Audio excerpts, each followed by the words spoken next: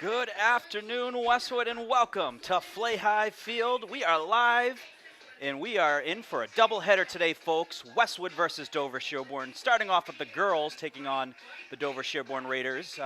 And we are joined, as always, by Evan Cardamino on camera and microphone.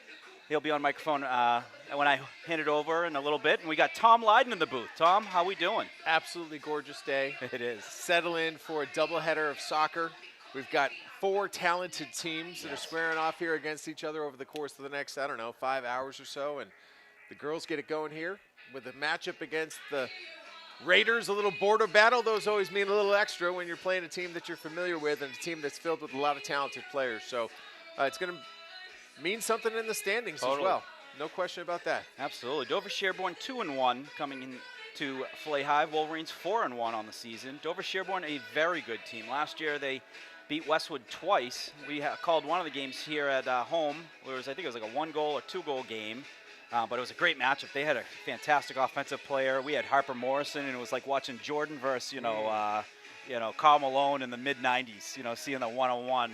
And we're expecting, much of the same. I mean, these are two teams that are kind of looking at each other to see, what's our identity. It's early on in the season. They both have some wins. But, if you're Westwood and you want to be a top team in the TVL, you're going to have to beat a Dover-Sherborn. And in DS, likewise, if you want to be a big threat in the TVL, which they've always been, each season is different. You're going to have to go out and beat the TVL large Westwood. So no different than what we've seen in volleyball as well, Tom. With the scheduling as it is, you end up having a number of different sports play the same school during the same time frame, right? Yep. So over the course of a week, you have Westwood playing a lot of matchups against Dover-Sherborn. We saw yesterday that the field hockey team lost 3-0 to Dover-Sherborn, a really good Dover-Sherborn field hockey team. Today, we get 2 more cracks at the Raiders, and you'd like to keep a little inner tally to see how your Wolverines are squaring off and matching up with the team from next door. So we're behind. We're behind at this stage. So Westwood's got to rally and see what they can get done. But this girls' team has been so exciting. I'm excited to see Izzy Hansen play. I know Alessia in goal is a stud, so it's going to be a good afternoon. I haven't seen the girls play in person this year, so I wanted to sign up for this game for sure to get an opportunity just to watch them and then hopefully bring a little good luck. Hansen with a hat trick the other day versus Ashland. And Cassidy McGovern, first career varsity goal the other night in Ashland. So I am going to hand the headset over to Evan because I'm on double duties tonight, folks. So I'm going to be doing the PA address, starting lineups that will be kicked off shortly. So hand it off to Evan, and we'll be right back. Well, I'll be right back. We'll fill the gaps until Morgan rejoins us. Trust me.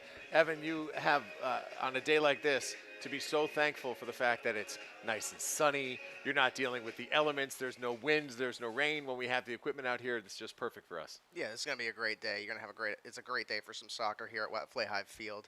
This is a good team. These are 2 really good teams. Westwood looking to make a deep run in the TVL large, and same for the TVL small for Dover-Sherborn. So I expect both these teams to come out battling today. It's going to be an intense game, a great game for us to cover live. I have not ever heard Morgan do the PA, believe it or not. So this is a treat for me. It's typically, now we hand it over to the voice of Westwood Sports, Jay Risha, but today we get to hand it over to the true voice of Westwood Sports play-by-play, Mr. Morgan Donahue.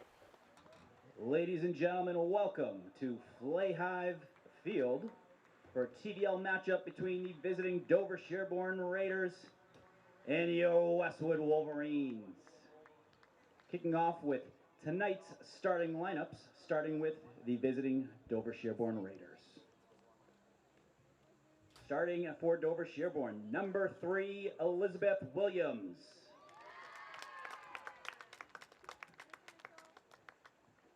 Number 4, Louisa Siegel.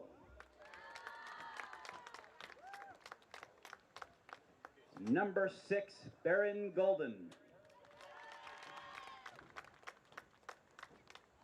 Number 8, Ginny Rubio. Number 10, Captain Reina Patel.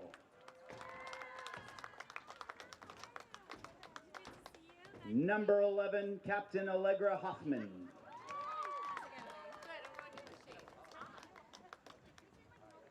Number 13, Captain Caitlin Shanahan.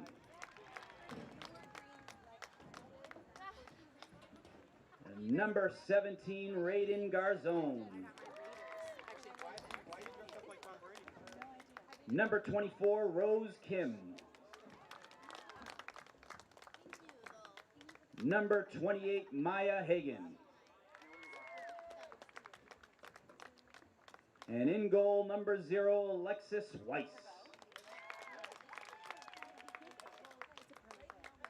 And now, the starting lineups for your Westwood Wolverines. Number 21, Emma Lou. Number 22, Madison Travers. Number 00, Sophia Bertone. Number 15, Erin Gannon. Number 18, Avery Bohm. Number 8, Natalie Unger.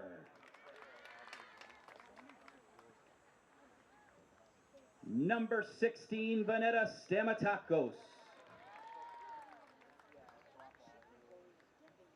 And for your captains, number 19, Izzy Hansen. Number 23, Bella Wen.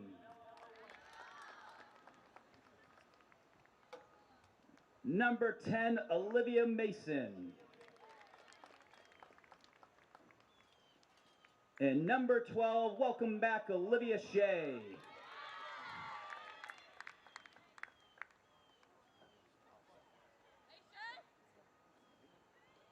And ladies and gentlemen, we ask if you're able to please stand for the playing of our national anthem, recording by Westwood High School graduate Adeline Vimenta.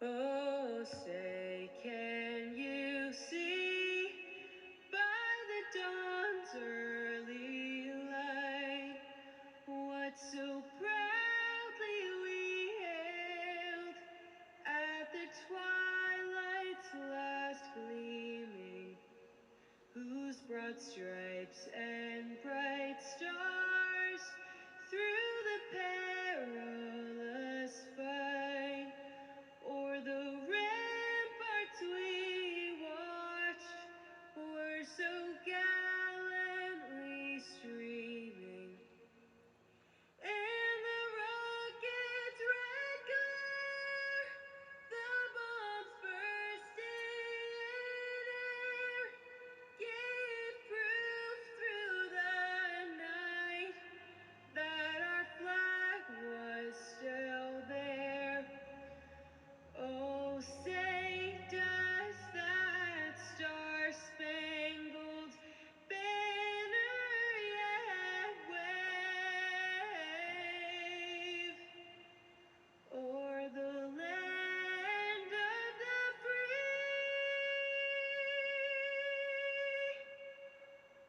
and the home of the brave? Thank you, Adeline, and go Wolverines.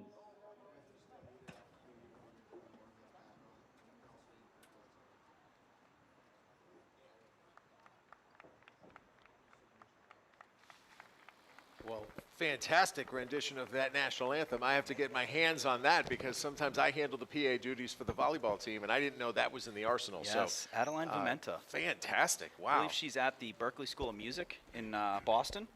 Yeah, she but should be. That After was hearing that. yeah. We had that. I had that on the phone from a couple years ago, doing some of the lacrosse games. Every now and then, I get tapped on the shoulder to do some PA, which I'm happy to get involved. We're already up here, you know. That's Yeah. always been the saying is, hey, we're already up here. So listen, spread the wealth with the anthem. Yes. I'll play that when I'm on, or we'll give it to Brendan Reeves to play for when he's doing the PA for the volleyball matches. Absolutely. And we are about ready to get underway here. Absolute gorgeous day we have here at Flay Hive. Evan Cardamino, Tom Lyden, and Morgan Donahue, the terrific trio. Evan's double dutying tonight. Yes. He has camera duty and switching duty because we're live. So there's going to be some new elements that he's got to keep up with throughout the course of the broadcast. We'll do some side-by-side where we thank some of our sponsors along the way. Of course, he's updating the score as we go. A little bit easier in soccer than it might be in volleyball or basketball, that's for sure. Yeah. But he'll probably be limited in his commentary because he's focused on making sure everything looks good. I've seen him do 4 or 5 things at once, so I got every bit of confidence in Evan. You know, he always has the right thing to say at the right time.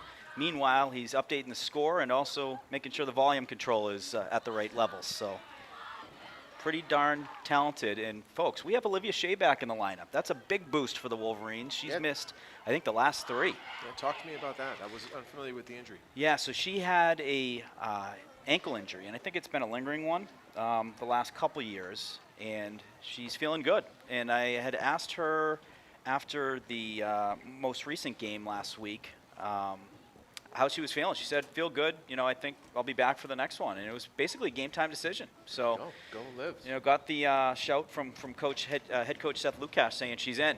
You know, and I knew exactly who she meant. You know, that's great. She's a big piece. She is a dominant player in the midfield. She is someone that, you know, carries a big game. You know, the players around her look to her for leadership, and she is very much involved on the corners. She's a player that can go up and get it. She had a big game-winning goal in the first game versus Holliston, went up and had a nice header to get the big win for the Wolverines against Holliston, who had beat them 3 times last year. So if you are watching live, or even if you're watching via the archive, I invite you literally right now, go to westwood-living.com/rosters, and you can get the roster of the Westwood girls soccer team along with the rosters of every team that's playing here this fall.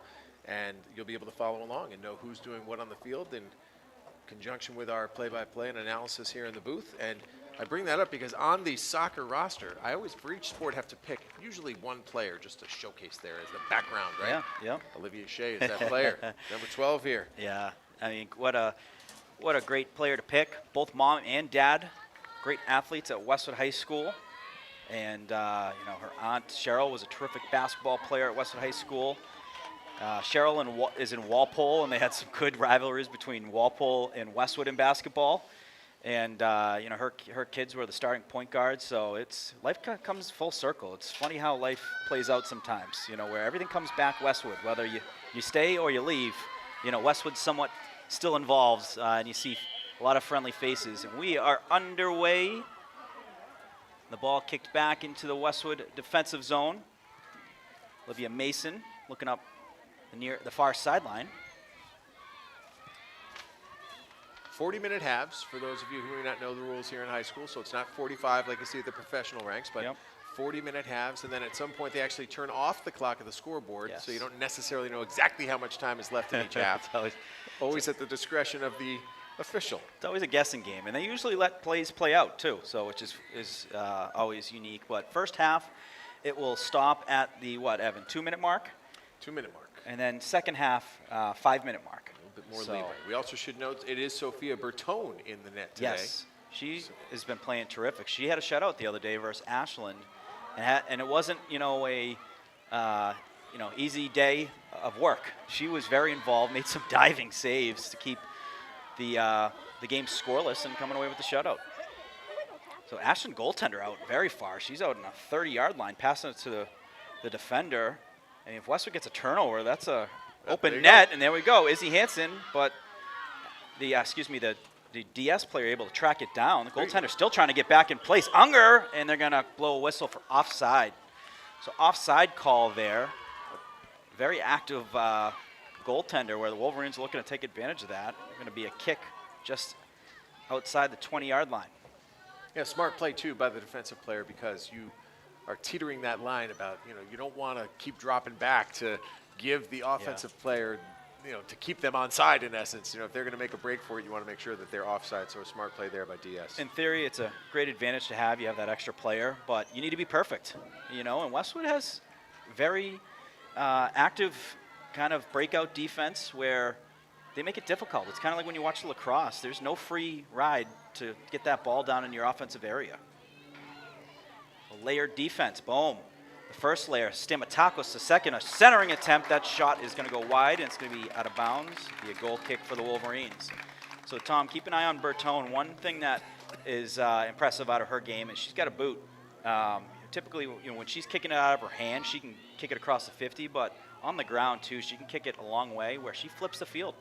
No different than football. Right. So you're telling me that John and she Yeah. go back and forth just kicking things. The Bertones have the golden boot. Yeah. And there we go, crosses the 50, and just that is a clean breakout. There you you go. have that, and now Izzy Hansen has got some space, heading towards the net, looking to settle the ball. Shot, she scores!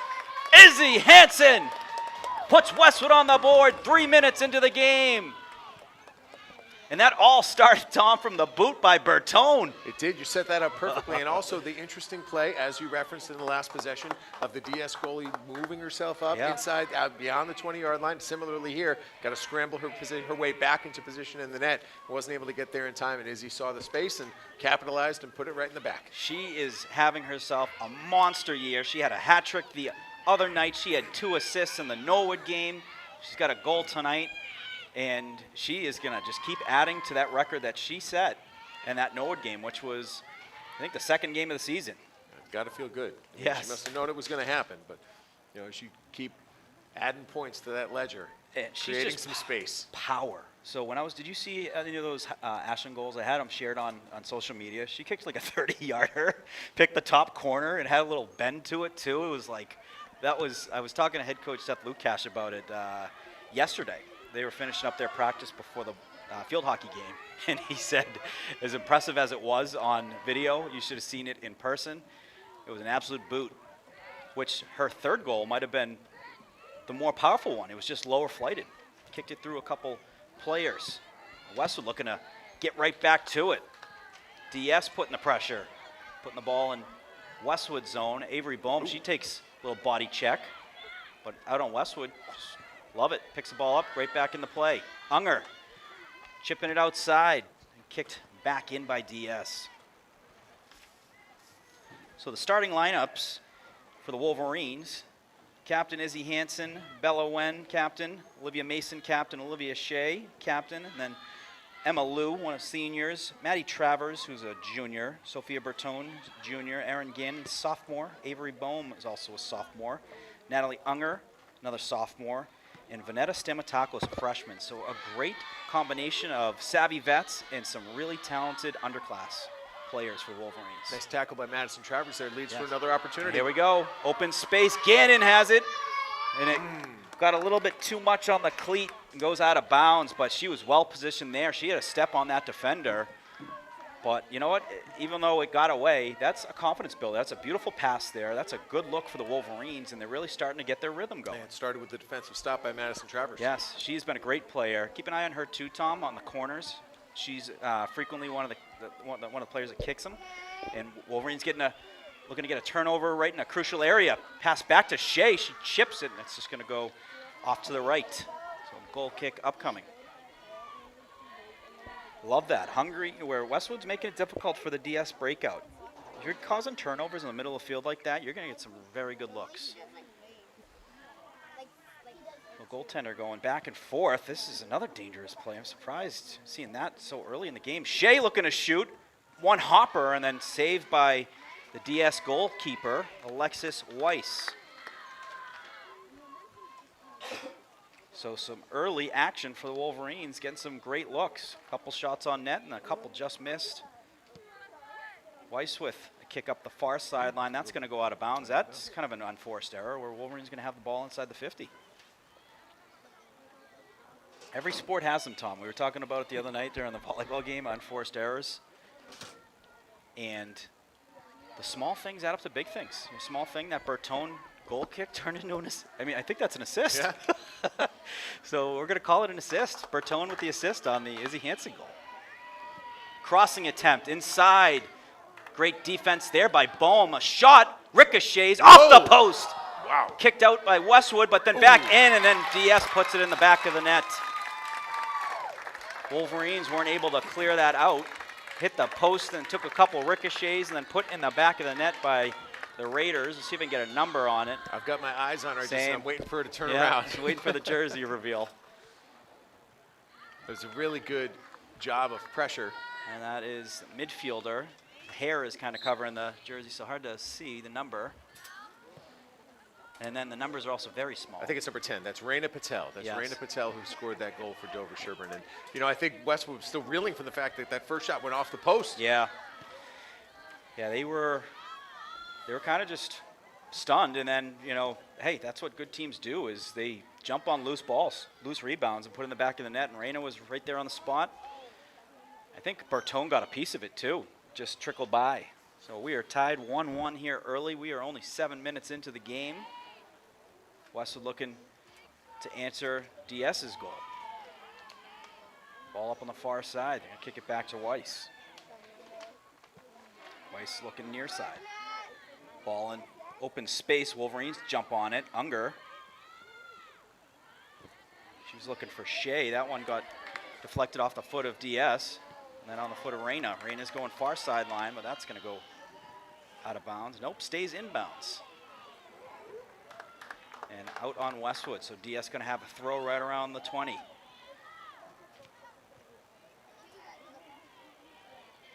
Oh, great play by Shea. Gets the turnover. Gotta get moving. And Shouldn't have the much help power. there. And then kicking it up into open space. Going to force DS to collect it and break it out. It moves the field right there, but one thing I noticed is that when you have that opportunity, a turnover, you need more people sprinting into the offensive zone. Yeah. There weren't many options for Olivia there. No. There was only one player up top. Nice tackle. Yeah, clean tackle there by Unger.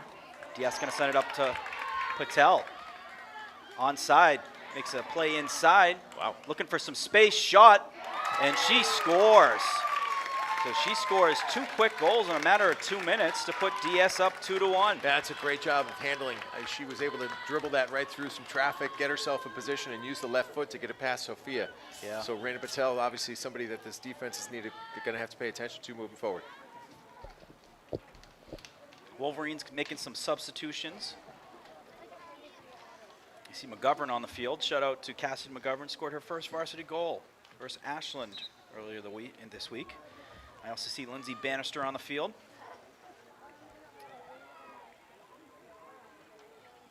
Ball sent in the far side. That goes out of bounds. And that's something about Cassidy, freshman, getting Yeah. some time here on the varsity field. They got four freshmen that play pretty regularly for the Wolverines.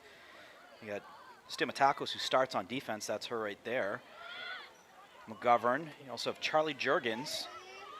Bohm looking to advance the ball up the far side, forces an out of bounds kick. Lily Pados as well, freshman. So they got 4 very talented freshmen that have been big pieces to this team. They started all 4 in the game versus Dedham, and they finished the game with the freshmen in there. So that's just says a lot about the confidence they have in the young talent. Almost getting to the point where we start saying they're not freshmen anymore, right? I know, yeah. How Well, many that's the funny minutes do thing you have is to log? The crazy thing is, Tom, I do, when I'm doing some of these interviews, I interviewed freshmen on the hockey team last year, and I asked them, like, they played as 8th graders. And I said, as playing as 8th graders, do you feel like you're more ready and more confident about these big games and the pressure? And they're like, yes, course. absolutely. But it's just crazy to think that there's 8th graders, you know, that are playing in huge games with, you know, hundreds, if not thousands of people in the stands during the playoffs. You know, something special, you know, in the fabric of these kids playing in these high-pressure games. And, you know, many of them who are as good as these freshmen are, they are unfazed by it because they've been dreaming about it. There's Jurgens jumping on a loose ball to McGovern. McGovern looking for the cross. Sends it into space, and that's going to go towards the corner and out of bounds on the goal line. Going to be a goal kick. You know, if you're a kid who's been a high performer throughout your entire youth, Yep. and you're coming up the ranks and you know that there's this opportunity on the varsity level, there's a party that says, yeah, I belong.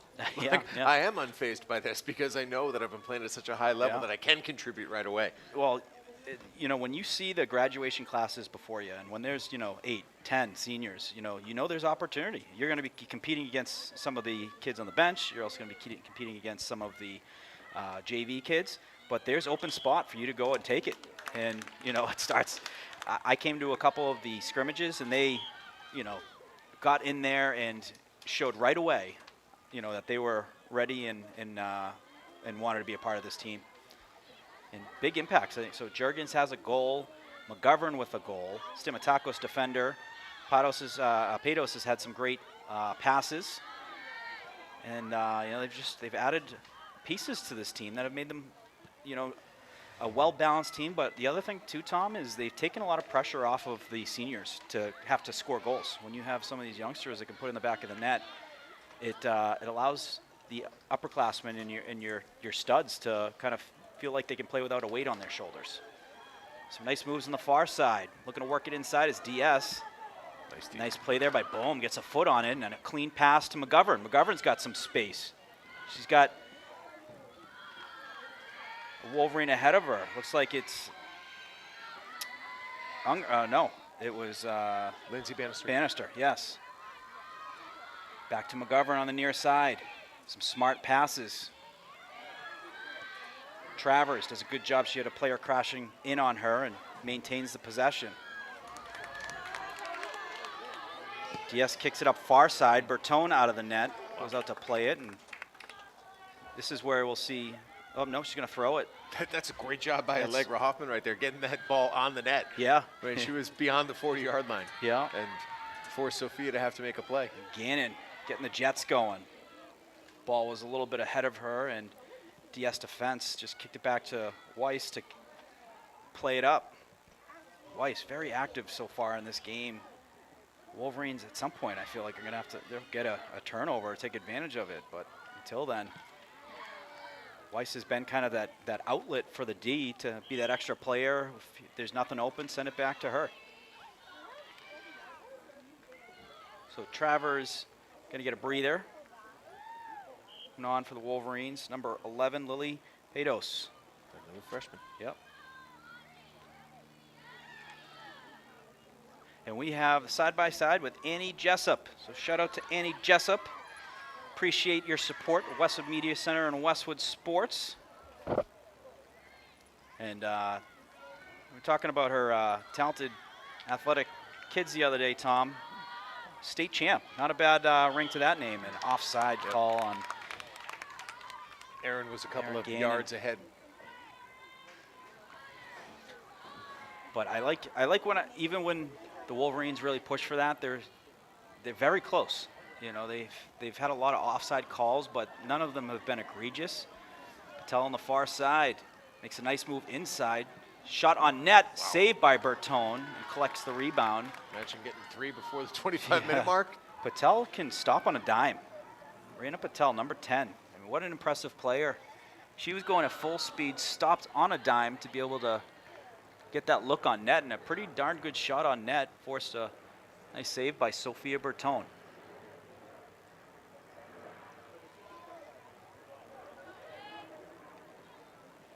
So folks, for those who are tuned in, thank you for watching. You're watching Westwood Media Center coverage of Westwood Girls Soccer. Got Evan Cardamino, Tom Lyden, Morgan Donahue. Dover-Sherborn up 2-1 early here in the first half. About 15 minutes in. Here's a boot. Yep, up the far side. Forces a play by DS. Couple headers between both teams out of bounds. I believe it'll be a DS ball. Izzy Hansen coming back on the field. See some of the boys starting to arrive at the field here for their matchup with the Raiders. Great support between both those teams. You know, what's been funny, Tom, is the home games have typically been like 6 o'clock starts. The away games have been a little earlier. So we've seen the bus come in a bunch of times, and they're loud. You know it's a win when they're rolling in, and they got their heads out the window and they're cheering, and then they'll typically come to the sideline to cheer on their counterparts. Sure, and that's what makes the night like tonight special, because it's rare that these players get a chance to see each other in person for the length of the game, because usually one's on the road and one's at home. So this is a special day where both teams are at home. McGovern making some nifty moves. Great one-touch pass with Hansen, looking to create some space, doing a great job of holding on, sending it inside, was looking for Unger, that kicked out. But very impressive moves by McGovern, changing some angles. Also, that one-touch pass with Izzy Hansen, that's fantastic. That's just something, you add that into the mix. Hard to defend, very unpredictable team. Unger's got some space, looking to center it. And saved by Weiss, loose ball, kicked out by DS. Juergens jumps on it, sends it over to Bohm. Bohm, nice move, looking to take it to the outside, and she gets slide tackled. Ball goes out of bounds. Westwood starting to put some pressure on, looking to tie the game. A great centering pass by Unger. Just missed and forcing a difficult save by Weiss. Is that out on Westwood?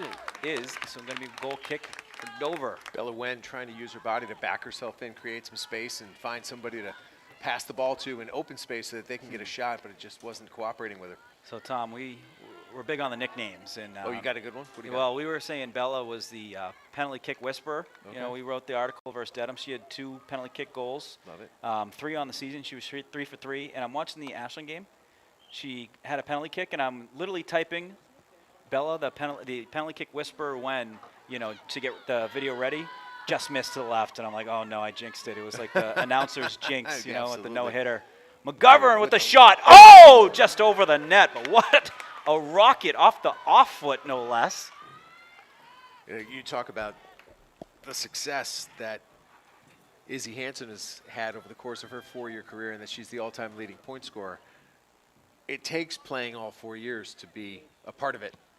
And Yes. to be in the mix, and it takes contributing when you're a freshman to be on that list by the time you're a senior. So I wouldn't be surprised if 3 years from now we're calling out Cassie Yeah. McGovern's name. Yeah. I was just watching the replay, and nothing like we've got a crazy setup. I'm replay meaning my cell phone. It's a little bit delayed, about 5 seconds, but what a boot by McGovern. Just missed the crossbar, and it was off the left foot. I mean, when you get a player that can kick it that powerfully, probably making up words here, I don't care, with that much power on the powerfully right works. or left foot, very impressive. I'll give you powerfully. That's a word. Boom. There we go. Into open space. Unger was chasing after, but great anticipation by Weiss. That's part of the goaltending position, is anticipating on those stretch passes.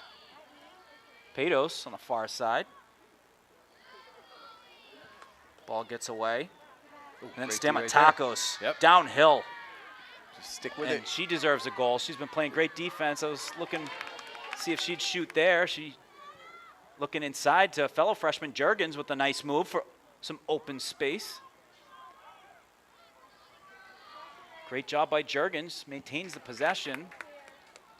Wolverines adding to the pressure that they've created. So some great looks so far on offense. So Tom, not only is Juergens a proud member of the Maze, proud member of Fisher Street. Lives across the street from the Big Dog. So the Juergens family, very athletic family. Mom and dad were terrific athletes at Needham, and really doing awesome things. Now, I'd love to give shout out to any athlete in the Maze. When you're talking about the big dog, you're talking about Goose, right? Yes, Yeah. Goose Donahue. Goose Donahue. Yeah, I gave him a bath the other day. Thank it was, God. He needed one. He was. It was actually funny because usually he's a brat in the bathtub. Shot by Wen, saved by Weiss. He was cooperating with you? He didn't hate it, didn't love it. So he wasn't trying to get out, wasn't trying to jump out. Wen jumps in front of the Weiss kick. She's got help from Patos. Stamatakos crashing in, but Patel comes away with it. Patel chipping it in open space. Mason, though, on the far side. And ball gets through, shot, and just wide to the right. That was a great pass and breakout by Patel, and then shot on the far side by the DS player. See if we can get a number. I think it's number 13. Yeah, Caitlin Shanahan on the shot. Just missed to the right. But you know who's also a member of Fisher Street? Owen, the Coachy. He was the stud runner yesterday. Finished with a personal best yesterday in the cross-country meet versus Norwood. Loose ball on the far side, chipped over the net. Inches. So 2 really good looks for DS. Back-to-back missed nets. And that was funny, you two guys, yesterday as you were waiting to call the field hockey game, and I guess you were streaming live already. And I said jump right in. Girls cross country was finishing up. Evan, we covered our first cross-country meet. That was very good. I was here yesterday snapping a couple pictures myself. I saw him here. I showed up. I was like, oh, I need some cross country photos. And I was able to get some. DS jumps on a loose ball, but Bertone able to save that deflection. Let's see if we see the boot. Here we go. And it is a good one. Look at this one, Tom. Are you kidding me? You fair catch that one. Oh my goodness. she just flipped the field 60 yards. I mean, just from her boot alone, Tom, it's inside the 10. Yep. That changes the game. You got someone who flips the field like that. It is such a asset to have. And we got a whistle here. I believe it's a timeout. And we're going to stick around. So might I mention that, you know, if Jonathan is no longer able to kick next year and there's nobody else in the ranks, there's nothing stopping Sophia from stepping up and booting some field goals on a Friday I night. think head coach Seth Lukash might have a say in that. But he also, you know what? I was interviewing the cross-country team. He lost a couple soccer players, and Elise Boger and Ryan Colleran. And, you know, what runners they have been for the Wolverines. I believe they finished Yep, they both finished fourth in and the top fifth. six, yep. Yeah, fourth and fifth. That's pretty And good. these are what makes it so impressive about the cross-country team is they have all sprinters. You know, they're not really like, I guess Maeve technically is more of a long-distance runner, but she's a long-distance runner where it's like the 800, where it's 2 laps on the track. You know, they're running a race that is essentially 12 laps. So no one's really like that specialist except Kochi. Kochi who is, you know, he was running the mile and the 2 mile. I always say, you're a stud if you do the spring track and field. And you do both, the and you one do and both. the two? Like Yeah. that is such a brag. Yeah. I would be walking through like the halls. But that actually deserves a bumper sticker. Like, you know, it's great. I see the 13.1s. I see the 26.1s. Someone's got to make the 1+2. He's on the 1 and 2s. The ones and twos. Right. For track and field. That is pretty impressive.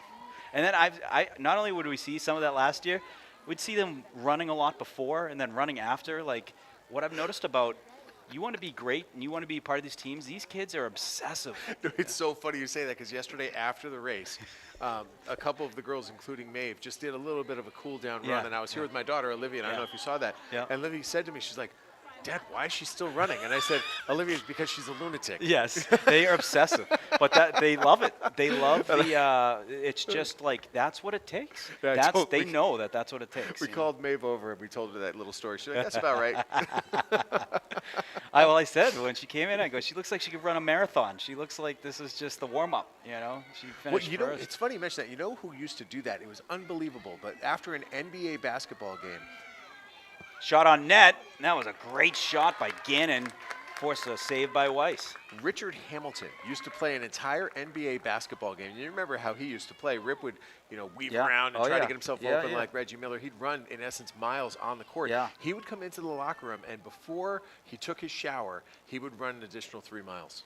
Really? After Where, every on a game. treadmill? On a treadmill just off the locker room. So he was always one of the last guys we could interview because, Rip had to run. So Yeah. he runs his 3 miles, and then he takes a shower, and then he came and talked to us. But, you know, 3 miles for someone like him is typically 20 minutes. That's a fantastic story. And Tom, you're full of them. Some good ones. And you Put know what? the two of us together. It's a good segue. Before you know it, because it's 2 in the morning. It's a good segue, Tom, because on September 25th at 7 p.m., the very first episode of Westwood Living Sports Show presented by Nightingale Well Solutions. So we'll be talking about Westwood, but we'll throw some fun stories in like that, you know, and, you know, there's some good ones. You were in Detroit for some really cool events, you know, the Imperfect Game. Oh, You were there for, you know, a PGA championship, I believe. You were there Patrick Harrington won the PGA Championship in 08. Yeah. Were you there for the big brawl? Was it the Palace? Yes. Yeah. Actually, I forget the was, name for it. It Yeah, was the, a catchy the one. Malice at the Palace. Malice at the so Palace. I was there at the beginning of the game, and the funny part is that I had to anchor that night back in the studio. Yeah. As we get another opportunity Bella here, Wen perhaps. looking to send it into space. Great defense there by number 2, Dylan Lindsay. So I left, and I was back in the studio for the second half and the end of that game. And it was like, wow, it's crazy to think I was there. Yeah. And sure enough, it was such an enormous story. was- And, you know, yeah. I used to work with a legend, a guy by the name of Don Shane, who you might know, you might remember. Yeah, He did covered a some time couple here Westwood in games, Boston. yeah. He did, indeed. And that was the most amazing thing I ever saw. This was long before the technology that we have now. This was back in 2004. Yeah. And he was in Columbus, Ohio, because Michigan was about to play Ohio State the next day, so he was Yeah. down there. And he didn't have return video. Yeah. That technology didn't exist yet, Yeah. so when you were on the road, you couldn't see what you were actually saying. And so he had never seen it. He had never seen the actual altercation. Yeah. And our producers walked him through, like, here's what's going to be on the screen. This is what happened. Here's what you need My to say. goodness. And I watched him do this from back in the studio live. I was like, that man is a genius. That is like in college or wherever, when you have that one friend that hadn't seen Shawshank Redemption, and you just want to see their reaction for the whole movie, for watching it, being able to see it for the first time. Like, everyone has that movie where it's like, all right, I got to see this person watching, how they react. So for me, that was when my kids saw Rocky 2 for the first time. Oh, okay, Right? When yeah. you have the double knockdown, Yeah, that yeah. moment of just Oh, like, yeah. oh my God! And it was to see, or maybe Empire Strikes Back, where, Yeah. like, I am your father. Yes, That moment. that flip, yeah, that flips the script, yeah. Now, question for you in the Rip Hamilton, conversation is he always had that face mask, which Yes. I think originally was broken nose, typically, a little extra protection. But didn't he wear it after being fully healed for many, many years? Well, there's always a risk, and Yeah. you don't want to get a second or Okay. third broken nose. Yeah. But to your point, he really enjoyed his most successful seasons Yeah. when he had it on, so he did become a bit superstitious, and he continued to wear it, probably beyond when he had to wear it, but he felt comfortable, he was playing well, he had enjoyed some success, so he just stuck with it. I would do the same. And Bertone with another boot, plus 70, flips the field, ball all the way back in the defensive end for DS. So getting back to the concept of the show, which we're going to be hosting at Camella's, Shea looking to get a shot. Shot on net, saved by Weiss. Weiss getting peppered here with some shots, but showing some good fortitude. Yeah. What I'm looking forward to most is, I'm getting a kick out of sending out invitations to people who are going to join us as guests. And out of the save Another by great Weiss. save. Yeah. And people are reacting with like, wait, what? You're doing what? Like, Yeah, oh my yeah. God, that's so cool. Yeah. That's so great. So the concept is a couple things. Number one, I want people to walk into Camella's, look to their left, and just say, what is that? Yeah. Right? You want to Yeah. create a little bit of a hubbub Yeah. and have the lights, have the camera, and have the activity and the action. Yeah. And ultimately, we want people to become involved. Like, Yeah. stop by. Yeah. Get yourself a drink, get a slice of pizza, Yeah. watch the show. Game of the week, You're gonna what's get going on? Opportunity to see some of these people that we're talking about all the time. We're going to have them on as guests.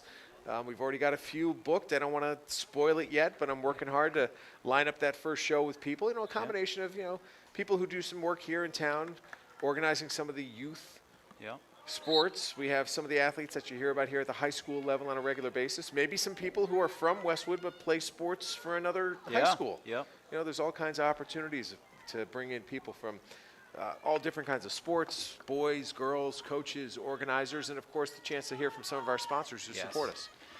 We basically say people who come on the show know what it's like to sit in 109 traffic. So it can be loose ball. Bertone comes out and gets it. So whether it's Westwood athletes or Westwood grads or Westwood people that have at other schools, it's a fun to just talk shop, tell some funny stories, and also what's going on. There's a lot to talk about with Westwood sports. Both boys and girls soccer off to a tremendous start. Boys still undefeated on their season. Girls only one loss. Their one loss on the road to Hopkinton, on the road against Hopkinton. But they basically went 4-1 through the TVL Large in the first sweep. So a great start for them. And a great kick by Stamatakos. Hansen battling with it. Bannister comes away with it on the far side. Bannister looking for a center. Inside. Nice defense there by DS. Ball goes airborne. Mason on the outside. Wow. Was that Gannon in front looking to get a piece of that? That was a great look by Mason. You don't see too many shots from her. She's so responsible on defense. One of the top defenders in the TVL. Great shot from the outside, just missed. And yeah, it was Gannon who's right there on the doorstep. One final note on the Westwood Living Sports Show. If you're a local business owner, you want to hop in and be a part of what we're doing. We are literal geniuses when it comes to marketing ideas. So we can come up with some fun stuff for you to get integrated into what our content is. So reach out. We would appreciate the support, and we will get you, we will have you join the team. We'll have some fun with your business and come up with some creative content partnerships. Not only just the views from the show itself, but the social media, clips and whatnot. I mean, I was just checking social media today, Tom, and my goodness, the numbers are like the middle of the playoffs. type it's numbers. crazy. I looked at the Westwood Live Instagram account. We've reached 420,000 That's incredible. views in the Yeah. last 30 days. It just shows that people are engaged. Yes. They care. They Yeah. love their players. They Yeah. love their teams. They like the content. And that was the concept back when we first talked in June. We're like, Yeah. listen, Yeah. people are loving this stuff. We just got to figure out a way to put it How all do we into put it in one 110. place? Yeah. How do we put it in one place? But also, how do we create a platform to create some, fun content as well? With the Marsh milestone moments that we really kind of that start off with a picture, and now it's three-dimensionalized with having a conversation about these amazing accomplishments that are happening by the athletes. We're lucky to have a lot of people who help us out with photography, most notably sitting right there on Yeah. the 43-yard line, Mike Mao. He's unbelievable. We recommend that if you enjoy Mike's photos, that you make that donation to the Westwood High School Scholarship Fund. That's what he always asks. He doesn't want to get compensated for what he does. He just wants you to help out with the scholarship fund. And then we're thrilled to have Owen Ziegler with us this year, another student here at Westwood High who's taken some photos that we're featuring online and on our social media channels too. So always about integration. We love bringing people into the fold, working with them, having them help us, and then also giving them the opportunity to learn from some people who've been doing it for a while. And Tom, speaking of Michael Mao, someone just ran into the camera. Everyone's okay though. Speaking of Michael Mao, came up to me yesterday. He's been taking photos for 20 plus years in sidelines, and he Yep. gave me a photo of my brother Matt from 2004, I believe. And he said, "Give this to your brother." Oh my God! This I is didn't- like on the I thought sideline. he was born with a beard. Yeah, he's. I don't know Matt without he's a beard. He's a young buck in that picture, but yeah, he goes. This was one of probably year number 2 when you go in the archives of when he was taking photos, and he had the physical copy for me to give to my brother. So pretty cool. Loose ball on the near side, Sonali Koo. well defended by Bohm. Is that it's going to be a goal kick, I believe. Is that a corner? Nope, Nope, they ended up goal giving it kick. to Sophia. So we're gonna get a Bertone boot coming up. Now, could Matt still hit the ball like 390 yards when he was in He high could school? hit it far then, but now he's got there's different levels of strength, and one of them being dad strength. And dad strength is like it's like steroids. When you have children, I don't know what it is, but people become different. They become stronger. It's scientifically proven that dad strength is one of the top strengths. The story goes this way. I was out there covering the event that you were a part of, that Yes. the alumni group puts together to benefit the Westwood High School athletic program. And I just wanted to get some photos of people warming up on the driving range. And I cruised out there, and Matt was there with his wife, Kristen, and I saw him hit one ball, and I don't think it landed. I don't think it came down. I was like, oh, my. We were at TBC Boston when we were kids. My dad was one of the early members there, and they used to have the fourth hole. It used to be a non-drivable par 4. So it used to have a dogleg right, which hit one out there, and then you want to get your second one on the green. And he hit one that just disappeared, went into the woods, and we're like, oh, that was pretty. It was a pretty good wood, 300-yard drive into the woods. We walk up to the green, it went over the trees, and it was on the green. Oh, come on. Yeah, it was like a 340-yard drive carry. Here we Westwood go. looking inside. Man, yeah, that's Oh, and again, unlucky again. That looked pretty good. Juergens was there with an open look. She also had, I think, Aaron Gannon off to the left. And that's basically a free goal. When you got two players coming on a goalie, you just slide that pass over to an open net. But offside call on the Wolverines. If I'm head coach Seth Lukash, I'm going to say keep doing that. Keep doing that. These are good looks. Those are great passes. Credit Dover-Sherborn, because the way this match started, Yeah. it kind of looked like Westwood would have consistent pressure and a lot of goals today. They're a good team. I mean, did they win the state championship last year, Dover? Boys did, okay. Girls had a fantastic team. They had a player last year, Tom. She's now at your alma mater, Boston College. Not a girl. Everything in the TVL, everything in Westwood somehow comes up Boston College. There's a big connection in the water around here. Ball on the outside. Unger chips it towards the net. Weiss gonna send it outside. Yeah, DS was really packed to their defenders. Wen looking for settle the ball. Kind of a hot There you go. potato right now. Gannon looking to shoot. That gets deflected. Juergens looking to settle it. Kicked out by DS. Baron Golden there with a great defensive Yeah. stop for DS. Any sport, particularly where you got to put a ball in the net, if you get defenders that put their body on the line to block a shot, that is winning. That is a winning behavior for any sport, especially hockey. When you see the playoffs and guys are blocking those slap shots from the outside. Shea sends it over to Bohm. Bohm looking inside. Wen goes back to Bohm. DS playing some pretty good D. Not much room for the Wolverines to move it, but Westwood's still doing a good job of possessing it. Juergens trying to close in on a loose ball, but DS got there to move it ahead. And they have a player open on the near side, 2-on-1. Stamatakos looking to close the door, forces a pass to Patel. Patel with the shot, and she scores. And she's got a hat trick. How about that? Yeah, that was great passing. 3 goals in the first half. I mean, Dover-Sherborn's been sitting back here in the defensive zone for it seems like the last 3 or 4 minutes. And it just took that one breakout opportunity for them to get the ball to the hot foot, and then Patel was able to bury it there and give the Raiders a 3-1 lead. Yeah, it happened very quickly. I mean, they moved that ball so quickly. And it was after, it came from great defense.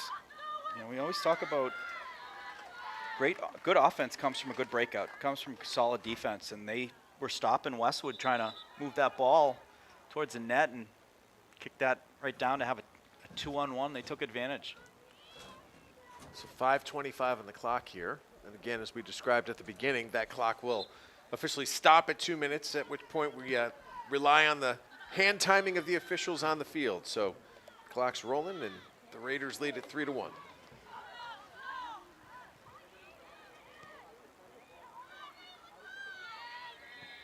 Ball on the far side. DS going to chip it into Westwood territory. Mason battling for it on the far side. She gains the possession. Just trying to connect with Unger there. DS jumped in front of that pass. Now DS looking for an open look. Get the ball in some space on the far side. Centering attempt. And then Bertone comes out. Some contact. Big save at a big time. You know, when Yeah. you're down 3-1 and you don't want any loose balls to get Good kick by behind Bertone. the goalie. Sends it all the way down to the 20. Unger just lost the possession there, but that is Interesting. out on DS. We're going to get our first corner of the game. We'll see who kicks it for the Wolverines. I mentioned Travers had been kicking some. Izzy Hansen will do it. Travers is going to be on the corner. Nope, Hansen is. Hansen's coming back in the game. Actually, Bella Wen actually is going to take the corner. How cute are these ball girls? They, Oh my they, gosh, they sign. adorable. They sign up every game. It's awesome. They got like I think 4 each game, and it's a great opportunity to be able to participate and watch your heroes.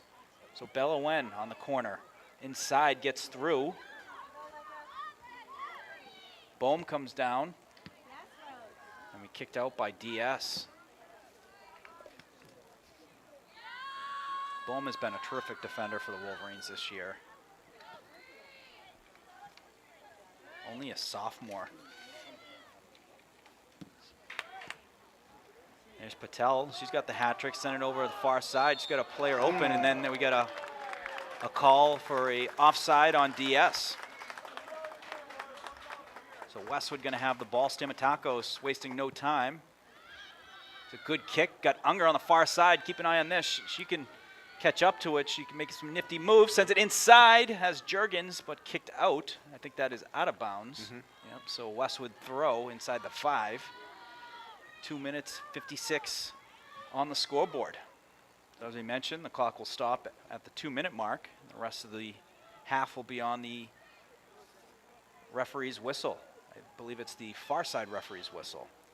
Bella Wen. A pass just missed on the connection, but boom. Does a great job coming downhill to fight for the possession. Out of bounds, Westwood throw. Good throw by Wen. Patel looking to send it again into open field. kicked by DS, but Bertone there to pick it up. And a great kick by Bertone. Goes all the way to the plus 40.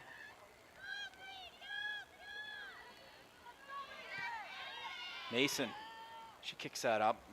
That one's knocked out of bounds by DS. So we are at 2 minutes. The clock has stopped. The rest of the half is on the referee's whistle.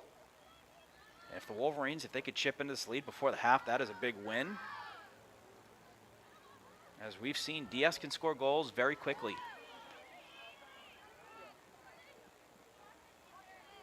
Boom, jumping into the offense. Makes a nice move inside. Stamatakos jumps on a loose ball. Good physical battle there, and then Westwood gets the benefit of the call. Patel working the body gets whistled. Here we go. So this is where Izzy Hansen had a goal from basically the other day, Tom. She can pick a corner. So don't be surprised if she's trying to get right at the crossbar, right under the crossbar. She can do it with she's got a fantastic boot. Her first goal in the Ashland game, highlight reel goal. It's a low one and goes right into the arms of Weiss.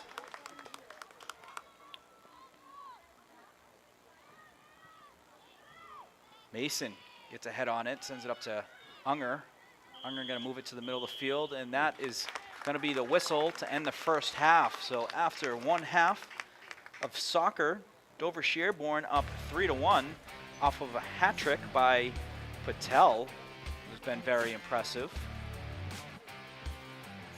And the one goal for the Wolverines, Izzy Hansen.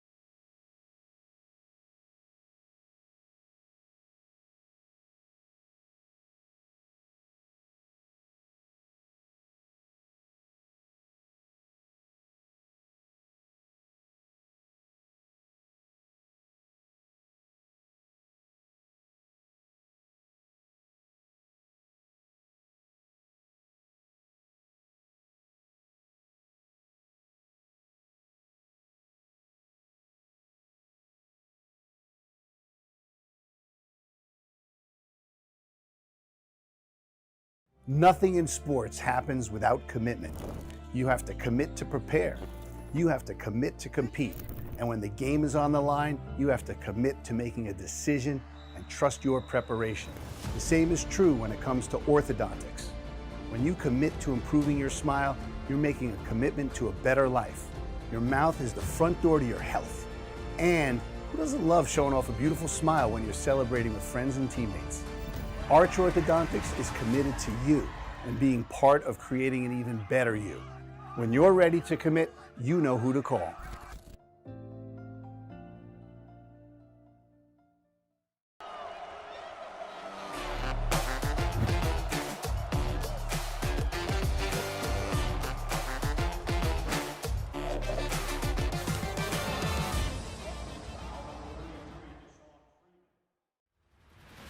I grew up right here in Islington, wearing the green and white for Westwood High.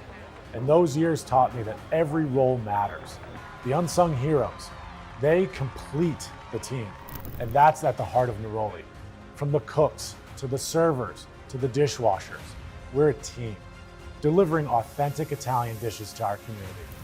I'm proud to sponsor our hometown teams, every player grinding it out, because I've been there. Teamwork built me. It built Neroli, and it's building Islington. So come join us for dinner, and let's cheer on our teams together.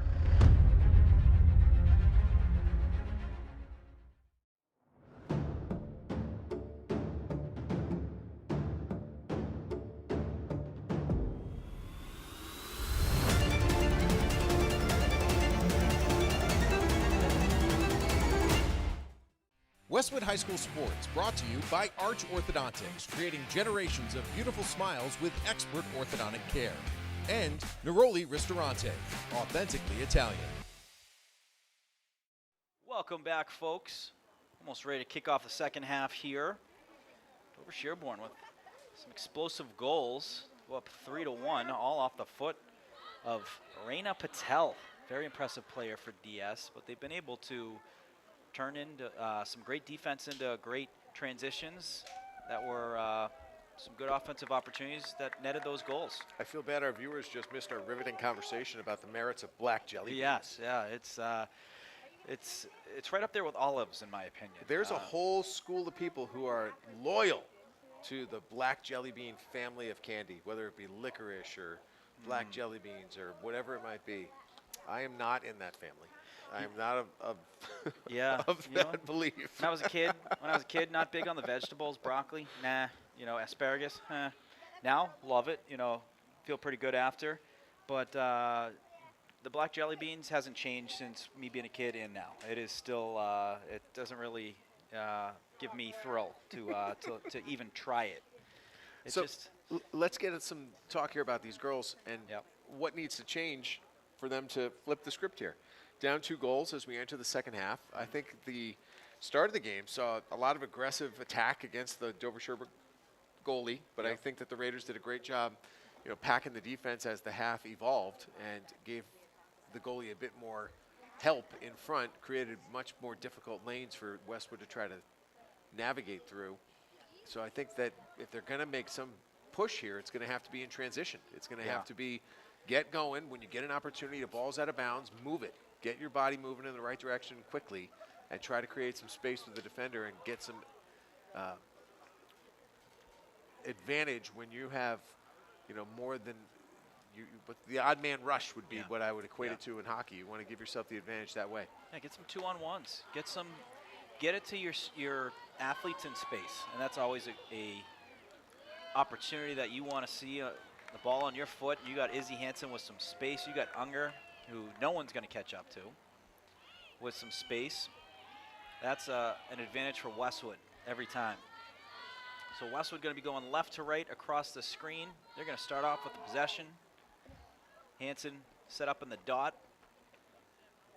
Is DS going to do one more quick powwow? Yeah, we got a goalie change for Do we? DS, yeah. We have Piper Abbott, the junior, coming in to take over for the second half. Yeah. Thought Alexis Weiss did a very good job, but obviously getting a couple Something to different think players about, an opportunity. Coming in halftime, you haven't had any shots on you. Yeah, you're right, new goaltender. So haven't had any shots on you. it's let's see West put some shots on net and see if you catch a goaltender cold. So Hansen gonna tap it back, and we are official for the second half. Diaz working it up on the near side. They're gonna send it back for a better view. Trying to send that one into the Westwood zone, but Mason was able to get a foot on it, and they force it back. Unger jumps on it. Wen settles it. Wen chipping it, looking for Unger there. Then Hansen to Unger. Unger with it. So he got some space and some speed. Working to the right, and the goaltender able to get a hand on it. So Piper Abbott thrown right into the mix within the first minute. She delivers for the Raiders. that was a great pass. Hansen to Unger, and then great anticipation by Piper Abbott. Just came out and jumped on the ball before Unger could put it in the back of the net. That was tough because she had another player to the right, but looked like the defender was closing in on that. And that's actually like good defense where you say, all right, the player with the ball is the goalie's person. I'll take this person, and then the goalie can come out and be aggressive like that, which she did and made a nice play. Keep the score 3-1. But if I'm Westwood, I want to see more looks like that, finding your speedy players like that to get a good look on the net.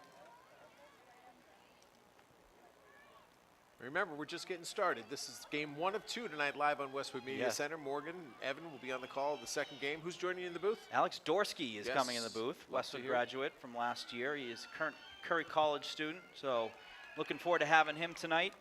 He was part of the team last year, so he was with us for the playoff volleyball game. He was also with us for the Final Four girls hockey game. So that man has seen some big games, been a part of some fun calls.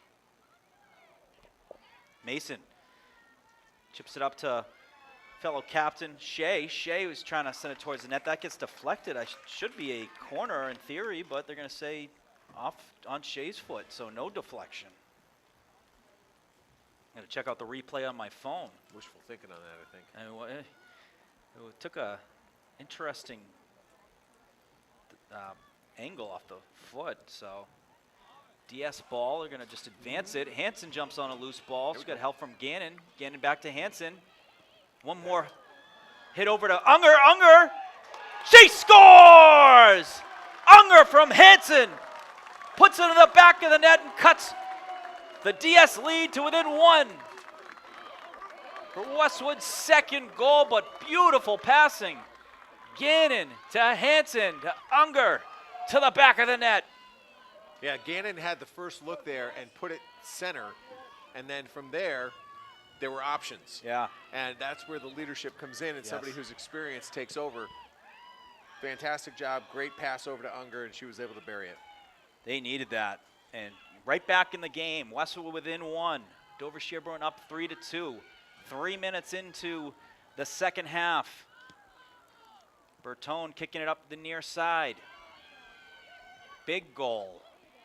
See if Westwood can ride the momentum, get some more looks. That was a goal on the new goaltender. So that was the first attempt. Great save by Piper Abbott. And then second attempt, goal for the Wolverines. You know, it's funny how in a situation like this, when there's a 2-goal lead by any team in any sport, hockey, soccer, whatever you want to say, coming out of the half, most notably, or out of a period, it's almost like whoever scores that next goal suddenly has all the momentum. It changes the whole tenor of the game. Because now the team, even though they have a 1-goal lead, they're playing with a bit of anxiety. Is that out on DS? Right? Yeah, so they're a corner little bit for tight, Westwood. right? They're a little bit tight. They're thinking about, like, oh, boy, now they're clawing back. Now, meanwhile, if Dover had scored, now you're looking at a 4-1 game. So it's like, always say that first goal out of the locker room at halftime is enormous. Coaches will say the next goal is the biggest goal of the game when it's a two-point game or a 2-goal game. Hansen on the corner, inside, takes a deflection off the DS defender. Hansen able to come away with it, looking inside again, but wasn't able to get all of that one. Mason crashing down, trying to keep the ball on Westwood's foot. Travers with a great header to Hansen. And Hansen battling for it, keeps it inbound, sends it up to Wen. Wen creating some space. Pass inside, a little give and go. Oh, great creativity there between Wen and Gannon as they were looking to move that. But Mike Welby was famous for saying that 2-goal lead is the most dangerous lead in hockey because you think you're up 2 goals and you can coast a little bit and Not at kind all. of just no. For the very reason we just described, right? Yes. The And momentum shifts. Oh! And there should be a whistle. And we got a whistle. There it is. Oh, and then we're going to get, I think it's just outside the box, too. So it was about a yard from being a penalty kick, but it's going to be a good look for the Wolverines to get a nice hard kick on net. Hansen is going to be the one that sets up. So Izzy Hansen going to get a good look here on a free kick. Does it get more exciting than this? Westwood gets within 1, and now you get a Hansen free kick inside the 20. It's a low one and defended by DS. Bohm jumps on the loose ball. Looking to settle it with Travers. Stimtaco sends it back up, finds Shea. That's the difficult thing about soccer, Tom, is you get these passes and the ball will go airborne and you got to settle it with a couple defenders on you, and then this is where DS gets dangerous. Here's Patel coming again. Patel, and Great she's got pass. an open player on the far side, and they've been able to save by Bertone. Sophia Bertone with the save of the game. And that was huge. She had it was an open DS player on the far side with nothing but room. And Bertone with the save of the game keeps it within 1. Sophia had to make the decision to charge hard Yeah. and close that space, and Well, it paid off. The Wolverines, this is what we used to say in hockey, but they're watching the ball too much. And when you're watching the ball, you're missing the players on the far side who are open. That was a look that went out of bounds. I believe going to be a goal kick. But Wolverines watching the ball too much, where there's been numerous times they've had an open player for DS that's walked in and been just them and the goaltender and able to just put it in the back of the net. But what a save by Sophia Bertone. Play of the game so far, in my opinion. And folks, going to put up a graphic giving a shout out to the Maze Boys. Shout out to the Maze Boys and their sponsorship presented by the Maze Boys Landscaping. Will be with us for the fall season. And for folks, anyone who's interested in getting involved with the high school sports, as Hansen sends it over to Bella Wen, reach out to Westwood Media Center. There's plenty of opportunities to get involved. Melinda Garfield, Executive Director, shoot her an email if you go to the Westwood Media Center website. You can find her email there. You can also find more information at westwoodmediacenter.tv/sports to find out more about the opportunities for sponsorship opportunities. So shout out to the Maze Boys. And we got a B here in the press box. How you doing with bees? I'm fine. Look, I'm okay too. I'm okay too. I don't like it when there's about 10. But, Yeah. when there's just one chilling. We got the big ones, which don't really scare me. The small ones, those ones got a lot more power, in my opinion. There you go. There we go. Open look for the Wolverines. Hansen to Wen. Travers trying to jump in. Kicked out by DS. Ball on the near side. Lou chasing it down. He's going to kick that out of bounds. Smart play. It allows the Wolverine defenders to get back in position.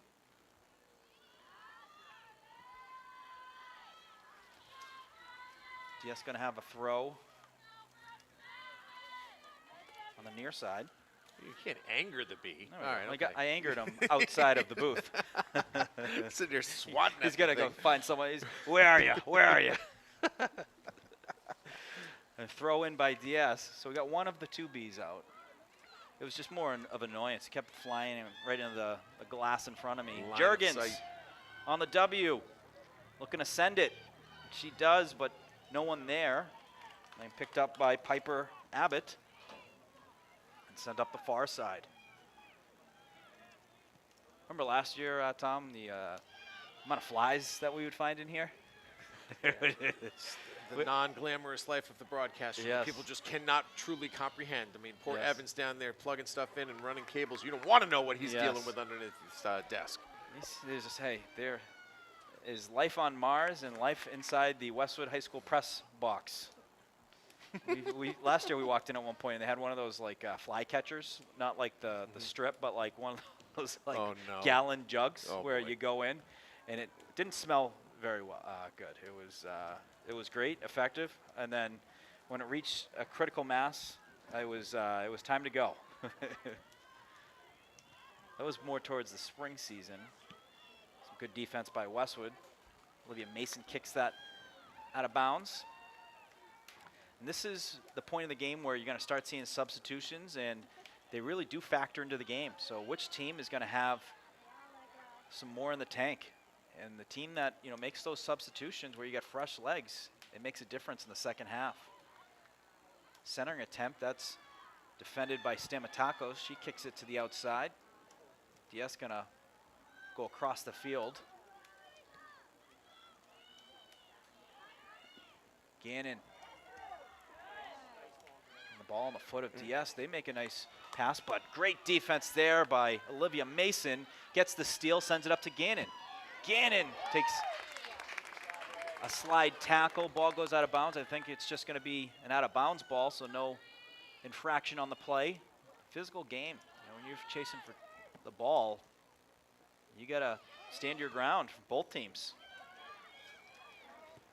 Yes, working it up. Going to send it back to regroup.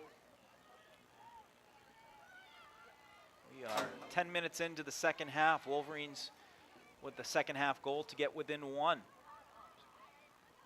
Great goal by Unger off a nice through pass by Hansen. And there's another through pass. That's Shea to Unger.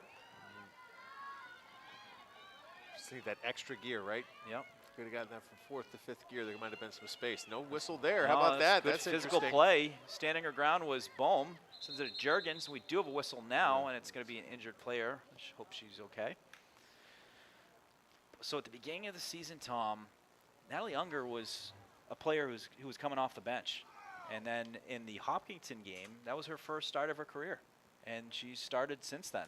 So she is certainly shown the example of, hey, when you get the opportunities to go in there, make the most of it. And now she, not only a starter, but very impactful player. She had that big goal here in the second half to get Westwood within one. Surprisingly, we didn't see a whistle there because the refs have been quick to blow that whistle. Yeah. They haven't allowed a lot of contact. Most of the time when we've seen contact today, there has been a whistle. Yeah. That was probably the most heavy Yeah. collision that we've seen throughout the day. It's no surprise that she's shaken up right now. And of Sure. course, we're hoping for all the best across the field. We don't know exactly who it is, but Yep. it was a little bit of a surprise. And you know what? Let's step away for a second. Oh, we can't because we're live, right? So we can chat a little bit. You want to take a quick break? Let's take a break. We'll come on back and pick it up here with 28:33 to go here in the second half.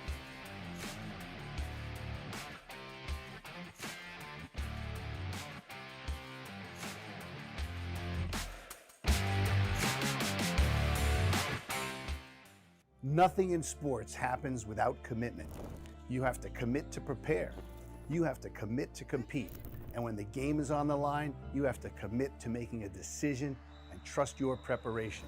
The same is true when it comes to orthodontics. When you commit to improving your smile, you're making a commitment to a better life.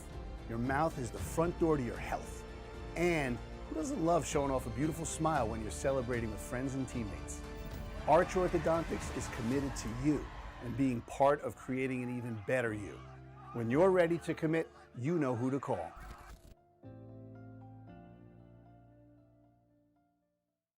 Westwood High School Sports brought to you by Arch Orthodontics, creating generations of beautiful smiles with expert orthodontic care. And Neroli Ristorante, authentically Italian. Good news, Morgan. The player who was injured popped up, as always is the case, as soon as we just shook went it to off. break. But it took a little while for the rest of the players to come back out on the field. So we are set to go here. Just over 28 and a half minutes to play in the second half. Westwood down a goal and with possession and trying to even this thing up. So interesting play. It was basically a drop ball, more in favor of the Westwood player, which don't see too often. But that was how they started it back up from the injury. Dover-Sherborn working the ball upfield. Patel looking upfield again. Bertone coming out of the net, and well played by Bertone. Patel has been looking for that. Besides the 3 goals she's had, she's been looking on that send pass. They've been just sending a different striker, whether it's left side or right side, all game, which has been their opportunities and where they've been able to convert some goals. Shea. There you go. Scott Bannister. Bannister with some space. Chip shot. Shea scores! Lindsay Bannister ties it up at 3 on a beautiful pass from Captain Olivia Shea. Welcome back, Olivia Shea. That was a thing of beauty, and that's exactly what experience gets you. It's somebody who knows exactly where to put the ball, and credit to Bannister. She just lofted that in right over the goalie's head. We're getting another look at it right here. Yes. And it was a beautiful job by her. We're on a 5-second delay, which is why we have the benefit of actually calling it and then seeing it ourselves. And that was just a fantastic play by both players. Huge goal. And what awareness to chip that up, knowing that the goaltender's coming out and trying to make an aggressive play, cut off that angle. And what a goal by Lindsay Bannister. She has not been shy of scoring some big goals. Had the big game-winning goal last year versus Hopkinton at home when they slayed the Dragon.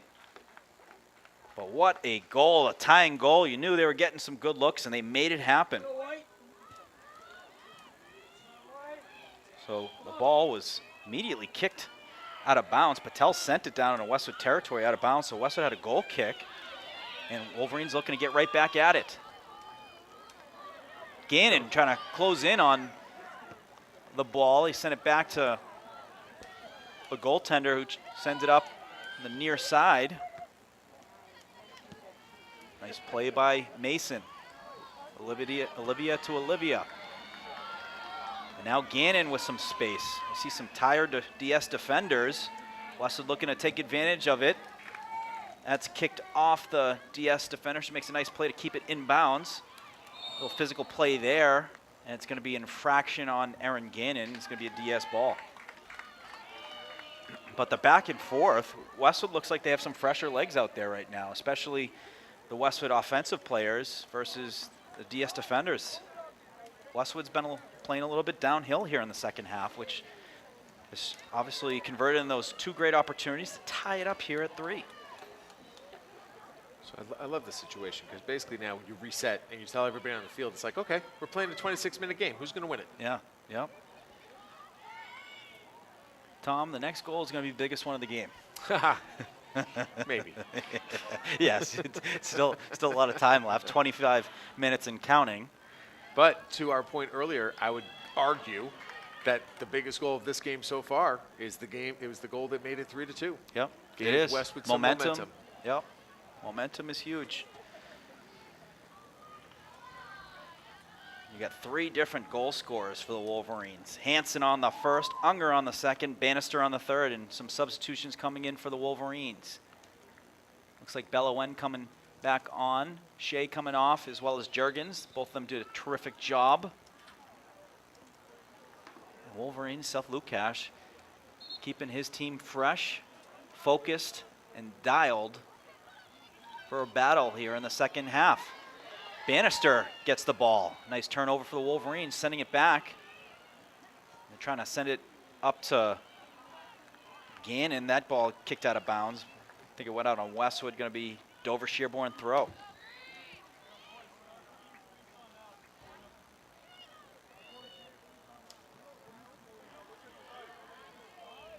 Stamatakos jumps up in the play. Keep the ball in front. Going to be another DS throw.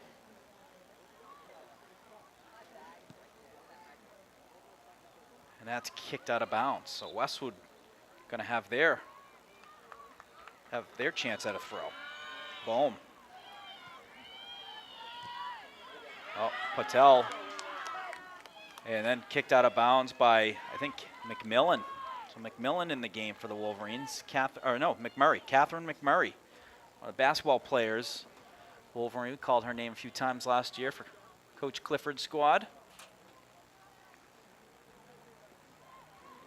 And met last night, Tom, the new basketball coach. You did? Yeah. I was just going to say I'm looking forward to meeting her. I've heard great things from people who know her very well. Coach Hughes. She is she's a teacher in the Dover-Sherborn school system, and she helped fill in for basketball and lacrosse and did a terrific job. Love it. So Kristen McDonald, who's the head basketball coach for the Norwood girls team, you know, she has many years of experience at Braintree, leading that squad to a couple of state championships, and she speaks highly of the new basketball coach here at Westwood. How did Butch Stearns let Kristen Right? leave? You know, that's- Slipped through the funnel. Butch, the mayor of Braintree. I'm still looking to this day, Tom, for the picture from the Drew Bledsoe golf tournament. Because when I find that, that's going to break the internet. That might break your brain. When you see the Donahues, you see. Did Matt have a beard yet? No, Okay. he had straight hair. It was hysterical. Went out like a cartoon character. And then my dad was probably about 50 pounds heavier. Still a great mustache, though. And then Butch. And I give Butch all the credit in the world. He sat and listened to my dad for 4.5 hours, and he did a good job of pretending like he was interested in what he had to say. Oh, You know, my dad was telling. Listen, your dad is fascinating, and I tell everybody, I'm like, listen, this is a guy you want to listen to. Just be prepared to listen. Yes, be prepared, because he ain't gonna take a breath. But it's all good. The Yes. stories are endless They are and good. incredible. Yeah. Absolutely incredible.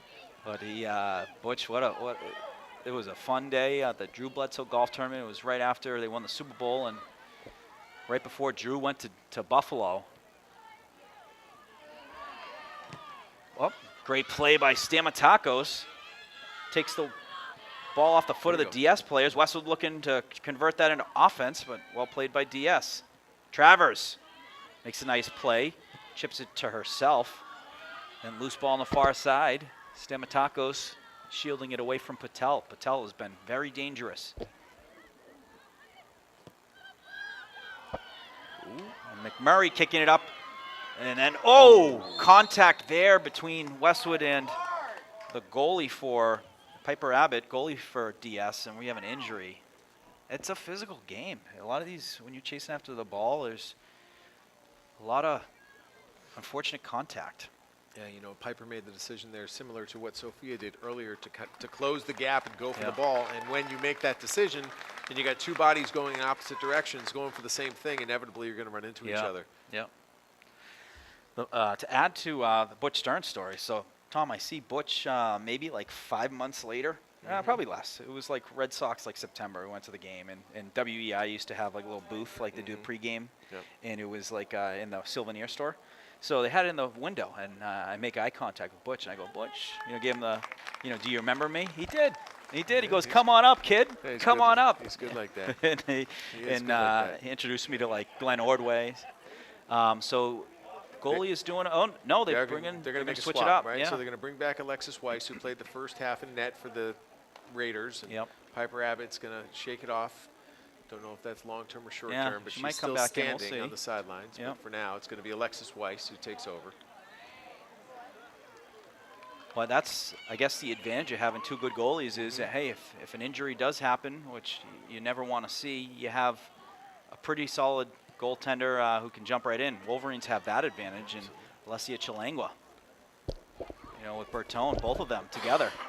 They both basically go every other game. Westwood looking to get a shot through. That is deflected and picked up by Weiss. And sets up at the far side. Gannon comes away with a turnover. Sends it towards the net. Kicked out of bounds by DS. Westwood will have a throw inside the 5. Just got below the 21-minute mark. So that is awesome. One of the ball girls throwing it to Gannon. 17 goals last year on the season. I'm sure one of her heroes. Also a hockey player, Aaron Gannon. Oh, Bella Wen goes down. Is that in the box? I don't know. It is. I think it's outside, so going to be an outside kick. I'm looking on my replay on the phone. And it's going to be just outside. Look at where that's placed. Oh my gosh, that's a foot, spared a foot. So we'll see what we got here. Do you get it a shot on net, or are you going to just look for kind of like a corner, or you just get into the air and look for some traffic? Hansen's going to be the one kicking it. You got a bunch of Westwood players that are lined up on the far post looking to crash in. Hansen chips it in the air. Loose ball. DS able to defend it. Bohm, all game, jumps on that loose ball. An outstanding Avery Bohm. Travers trying to send it up, but gets deflected and ends up on the foot of very dangerous Patel. Patel going to set it up the far or the near sideline, and that's going to be out of bounds. So Westwood able to slow down that transition. Oh, and they're going to reverse. It looks like a little confusion going on. I think that it is going to be a timeout called. So a timeout called. We'll take a quick break here, folks. You're watching Westwood Media Center coverage of Westwood Girls Soccer.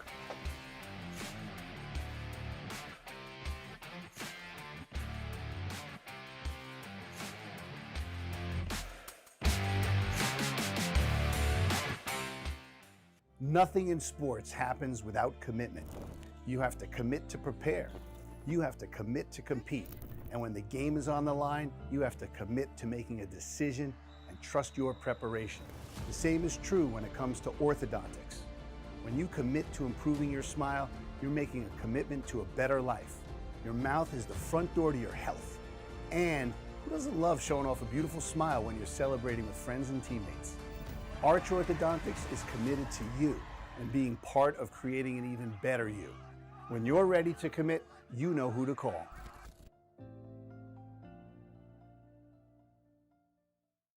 Westwood High School Sports brought to you by Arch Orthodontics, creating generations of beautiful smiles with expert orthodontic care. And Neroli Ristorante, authentically Italian. Welcome back, folks. We are tied up at 3. Timeout called. I'm not sure which team called it, but great opportunity for both teams to talk through the next 19 minutes, which is going to be so critical. As you know, the next goal, you know, as we mentioned, is going to be an important one. It might not be the most important one. You know, you got plenty of time left, but you know, both teams vying for that to break this lead, take the 1-goal lead, and look to close out a game, which is always the feel to a playoff game when you can take that lead and close it out. That's how you got to be able to win some tight games when it comes to soccer in November. It looks like the Raiders are going to bring Piper Abbott back in net. So tough kid. Good job by Alexis Weiss filling in after Piper was roughed up a little in that collision. But this, you can't ask for much more than this. A 19-minute game tied up here. We've seen a lot that Westwood should be very proud of. If I'm in charge, I'm making sure that Patel is not the player that beats us. Yeah. You know, you got to make sure that she is marked consistently, because she has shown throughout the day that that is Dover-Sherborn's most dangerous weapon. So if you're going to beat us, it's not going to be Patel. Yeah, they got to make sure when the ball's on her foot, look for, you know, play positionally sound, but she's going to try and set it into space to someone else. And then what's happened is she then jumps in the play, and that person she sent it to, who's, you know, in space, sends it back to her, and she puts it in the back of the net. But as they say, you know, in hockey, the most dangerous person on the field is the one without the puck, the one without the ball. And you know, when I was coaching hockey, we'd say, you guys are doing too much puck watching. You're watching the puck, but you forget you're not seeing this person who's streaking towards the net, you know, for a wide open net tip in. So here's Patel looking to make some moves. Nice move, switches inside, going lefty on the cross. And that's knocked out of bounds by McMurray. Going to be a corner kick for DS. I believe it's their first one of the game. So 18 minutes, 25 seconds and counting. We are knotted up at 3, and we're going to have an interesting look here. Just a little pass to each other, looking to advance the ball closer to the net. Shot, blocked. Bertone comes out. Oh, ball chipped in the air, goes vertical. Still loose, and then kicked out by Bannister. DS going to kick it from the outside, and then Bertone, but there's a whistle before. It looks like it's an offside, so some action in the last 10 seconds for DS as they're able to get a couple good looks. Got it towards the net. Loose ball. Westwood was able to kick it out, and then a shot from the outside, but before Bertone got her hands on it, it was an offside call. And then a great kick there by McMurray. That was a boot. It was all the way down into DS territory. Westwood trying to chase the ball away from DS. It forces Weiss to come out. Piper Abbott to come out and play it. So Patos on the ball. So Tom, 17 minutes left in the game. They got freshman Patos out there, which we've been saying, coach has all the confidence in the world in those freshman players. As the Wolverine defenders are getting, some of their players are getting a breather now for the last stretch of the game. You got some great depth of the Wolverines. Could not only just allow for top players, starters to get that breather, but these are players that are difference makers in the game too. DS going to have the throw on the far sideline. And, sometimes you see, for better or worse, kicks intentionally be sent out of bounds with the hope of getting a breather. Yep. And that's where, under normal circumstances, Ball gets it's so through. important to have people on the sidelines who can get the players the ball quickly, right? So if you were trying to rally to tie the score, you want to be able to throw those in quickly. Oh, we've seen some of the ball girls where they deserve an assist. Yeah, right. They're throwing it in, and they're ready. DS going to have another corner. This time they're going to go for the traditional corner kick. They did a little short pass the last time. Now they got a little formation going. It's like looks like the Ashland football offense there, Tom. Oh gosh, don't even say it.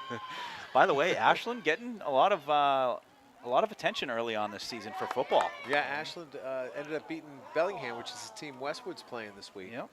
And that's a difficult team to defend, as we all know, because that offense you're not going to see twice in a season. No.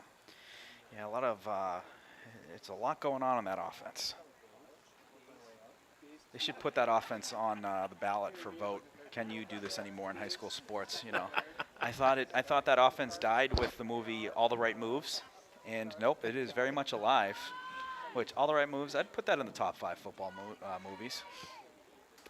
I'm assuming that you're putting Remember the Titans top the list. I got that up there. I kind of a big fan of the program, which I was telling Jack McDaniels, got to see it. Top football movie. Westwood moving the ball up on the near side. Izzy Hansen settling it down. She's got a couple players jumping into play, sends it towards the net. Saved by Piper Abbott. A little over the top, but I got to tell you, I kind of like Any Given Sunday. Great one. Great one. Not a bad Great one. speech. We were talking about Jack McDaniels, the speech by Pacino.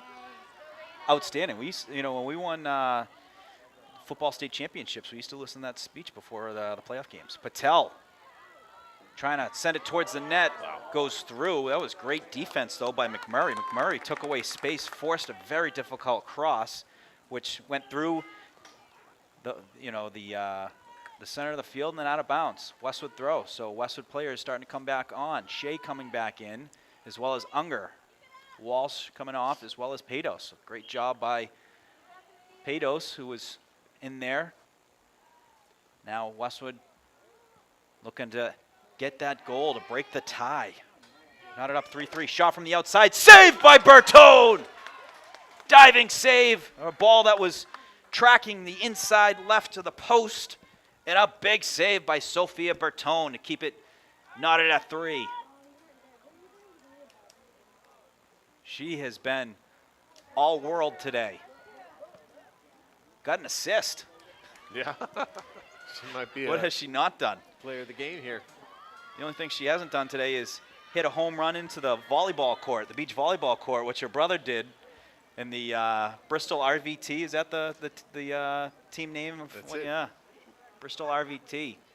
Westwood not only had John's home run in the beach volleyball court, but they also had Burl. Burl hit one out there too. Back-to-back innings. We hadn't seen a home run all year. Not only were they 2 home runs, it was the same spot, beach volleyball court, which we kind of coined the where the Diamondbacks play, where they have that pool out there. Splash home run. DS looking. What's it called when it's a sand home run? I don't know, sandy. We call it a sandy, like golf, where you get up and down on I like sand. that. We'll call it a sandy. We'll call it a sandy. We're towing with the sandy. And folks, if you were looking to partner on sandy T-shirts and getting involved in the community, that might be a great one. We'll look upside and it's offside. Yep. The Sandy presenting sponsor by by Goose Donahue. Goose Donahue Incorporated. Goose got a face only a father could love. I come home and he's like, "Hey, Dad, how are you?" No, I love nothing better than bulldogs. The English Bulldogs, I love them. I was saying in the maze, we got to come up with a dog calendar. We got some good ones. A lot of good dogs in the neighborhood. If you were in a puppy calendar, Tom, what's the month you want? What's the August, top man. month? It's the dog days. Yeah, that's a good call. Also happens to be my birthday month, so we'll go with that. How about you? That's a good call. I think spring is always fun. You know, exciting time. You got great weather ahead of you. A lot of optimism. Yes. Starting to peel Sports, off the layers. Baseball just picks up, you know. Nothing better than playoff hockey. So some substitutions coming from both teams. So in that regard, like, you know, April would be where you put the Labrador. You know what I mean? Just like that fun-loving, Yes. like, life is good dog. Oh, yeah. Yeah. Where does the Bulldog go? Maybe March, fighting through the ends of the winter into the spring season. I don't know. Have to look deeper. That might deserve a tarot card reading to say, where do we put it? You know, they have better insight than me. But 11 minutes remaining here in the game. Both teams still tied up at 3. Reminds me of the legendary coach Mike Leach when he actually handicapped who would win the Battle of Mascots in the Pac-12. And he just rattled it off the top of his head, explaining, you know, the Sun Devil would do this, and the Cougar really wouldn't stand much of a chance. Oh, so he put some thought into it. Loose ball, kick towards the net, and just misses. Wow. Oh. Man, that was close to an own That goal. was That was close. near disaster, and it was saved by about a foot being off target. That's a big play. Remember that play, and you've seen kind of a couple different DS players just beside themselves, as that is about as close as it comes. As Tom is writing that into the recap right now. No, actually, the sentence I just wrote was Sophia Bertone delivered 2 clutch saves in the second half to keep DS stuck on 3. Let's see if she can keep that up. Oh, corner attempt defended there by Gannon. She sends it out. Unger was trying to chase after it. Going to force DS to play it back. But Westwood crashing in on it. Bannister gets the ball. Lindsay Bannister, she scored the most recent goal for the Wolverines, chips it to herself. Very fitting because she chipped it over the goaltender's head to score the third one. Sends it inside to Gannon, very dangerous player. She chips it into open space. Unger was chasing after it. Is that kicked out by DS? Yes, it's going to be a corner for the Wolverines. Some optimistic claps by the Wolverine fans as Westwood looking to get a good look here on net. Hansen back in the game.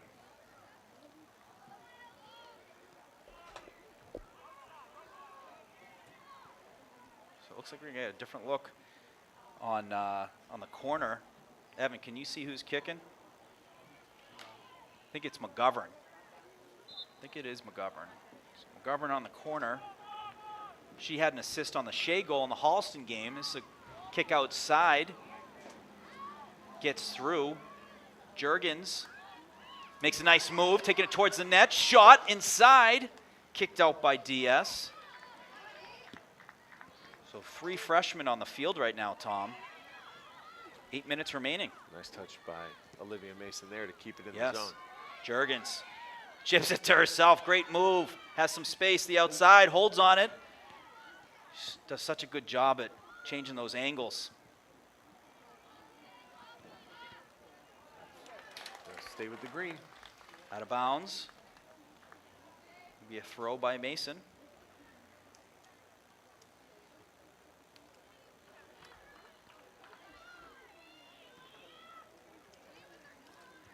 And then headed out of bounds. It's just going to send it down another 10 yards. And West ball girl ready. Looking to get an assist. DS chips that one out. Uh-oh. DS has some numbers, but Stamatakos does a good job, gets in front of that. She's working it downhill, sends it towards the net. That's going to go out, but was able to defuse that attempt by DS to get the transition going, turn it into offense. DS making some substitutions as they set up for a goal kick. They're going to pass it. Always interesting, the passes on goal kicks. You know, because there you go. You can get a turnover if you don't advance it. Where the goal kick, if you just send it, at least you sent it 50 yards. Westwood sent it towards the net, save by Abbott.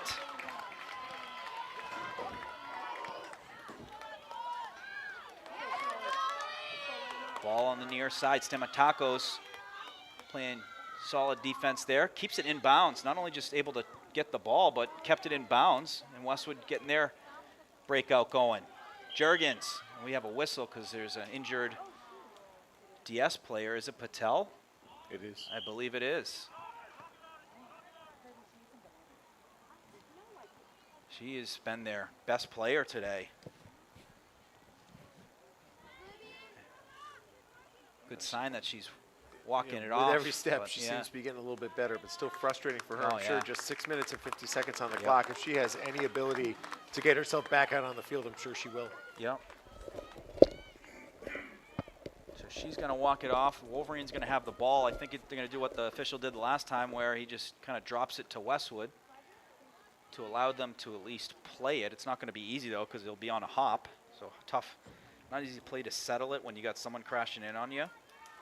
But they do have the advantage of numbers. So Travers on the hop, sends it near side to Mason, who has to play it on a hop. It looked like it caught a piece of the DS player's hand, but we play on. Pass sent inside. Bohm on the forces the player to move outside. Got a couple Westwood players closing in. Great job, out of bounds. Gonna be a goal kick for the Wolverines. Maybe not. I think it's a corner. So corner must have caught Bohm on the way out. So DS has had some interesting formations so far in the corner. They've done a quick pass. They've also had, looked like, you know, basketball play where you're looking for the open three-pointer. And they're working towards the net. They have a player inside. Bertone with another save. That was a great look by DS. They were able to advance it to the net, and they had a player right in front with an open net to shoot at, and Bertone able to get the hands on it, make another big save for the Wolverines. You know, that strategy out of the corner basically allows the player to really give herself an additional 15, 20 yards and get closer to the net where she can try to make something happen. It just minimizes the amount of space between the person kicking and the person receiving. Yeah, but also, you know, Westwood kind of still watching that ball where that player was right there open for the pass and the shot. And the big save by Bertone. So we are getting close to 5 minutes. 5 minutes, 14 seconds remaining. About to be stoppage time.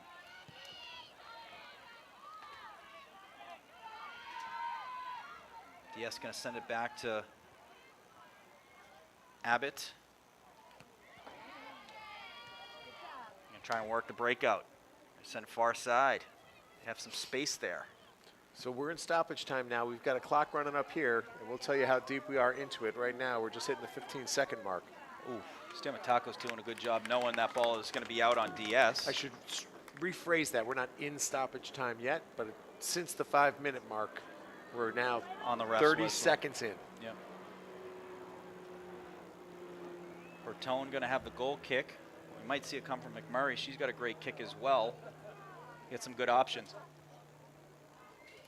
But I like the goal kick where you can just get that downfield.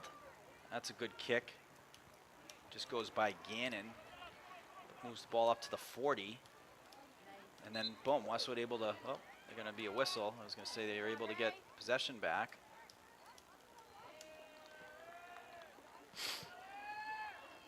And then ball kicked up far sideline by Bohm. Nice play there by Bohm. And as DS has done all game, getting very active with their goaltender, using the goaltender as an outlet to move the ball and possess it.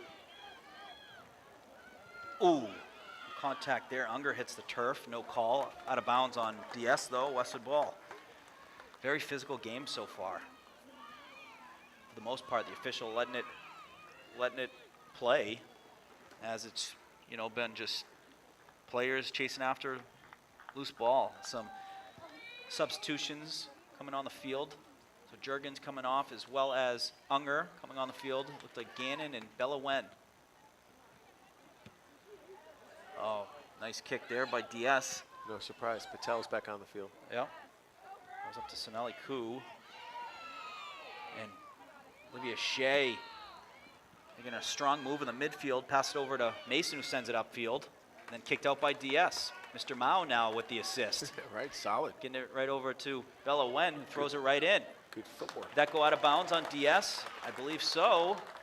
Corner kick incoming by Izzy Hansen. Both benches very vocal, cheering their teams on. It is a critical point in the game, tied up late in the game. Both teams trying to get the one that puts them over the top.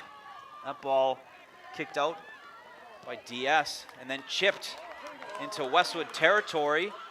Patel fighting for it, but great defense by McMurray.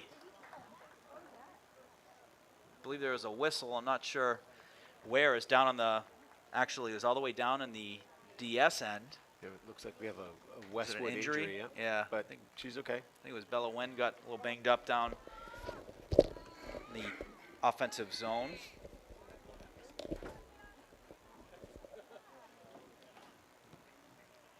So you're going to bring that ball all the way. I think Westwood had the advantage on that ball. Murray, so yeah. So the official's going to drop it. And I think Stamatakos is going to set up for it. Yep, chips it up the sideline. Ooh. These two players almost collided there. Patel trying to get by McMurray. Shot, save by Bertone. Bertone going with the goal kick. Ooh. Goes out of bounds at the 45. Westwood ball. Mason on the throw.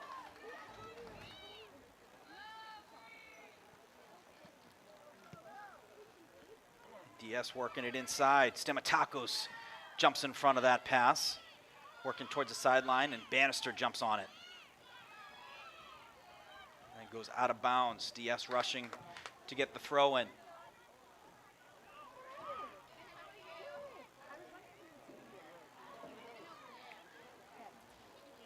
So on Tom's clock, it looks like about 4.5 minutes. So we should have about 30 seconds until we're officially in stoppage time here. Yep. And then that's a judgment call by the official. Mm-hmm. Very well explained. I've kind of just called the 5 minutes the stoppage time. But I'm a hockey guy, so, I think people understand that there's deficiencies with my understanding of how to explain the game. Another whistle on the field. I think it's an injury on Westwood, which stops the clock. Very physical game.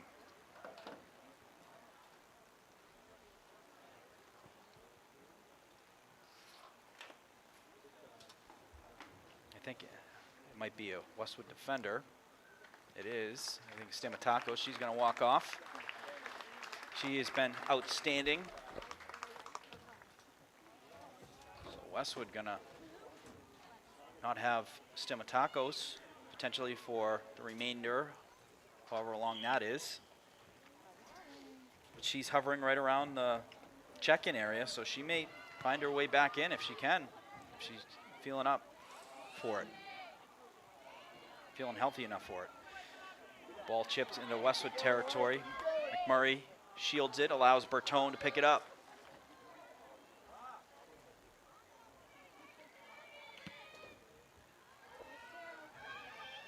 Bertone on the kick, takes a big bounce. Deflected off of Bella Wen, goes into DS territory. Hansen jumps on a loose ball. Send it downfield. Gonna force Abbott to come out of the net and play it.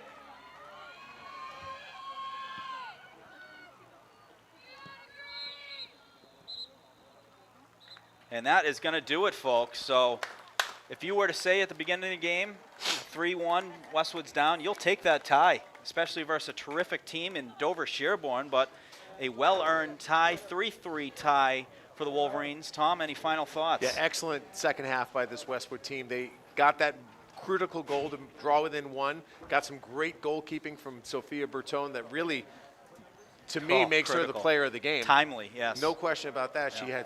She had an assist. She had a bunch of great saves in the second half to keep this game tight and keep Dover-Sherborn stuck on 3. So nicely done by the Westwood Wolverines in the second half, and you leave today feeling pretty good about the fact that you rallied to tie this one. And it's another point where you have 4 wins, 1 loss, and 1 tie now. That point is still getting you closer to qualifying for the tournament, which is everyone's goal. So, you know, that is a great effort by the Wolverines. They came back, tied it up, and coming away with a 3-3 tie against a very good Dover-Sherborn team. And that is going to do it here, folks, on the first game of the doubleheader. We got boys coming up shortly. So we're going to take a quick break before we kick into gear for the second game. Thanks for tuning in, folks. We'll see you all in a little bit.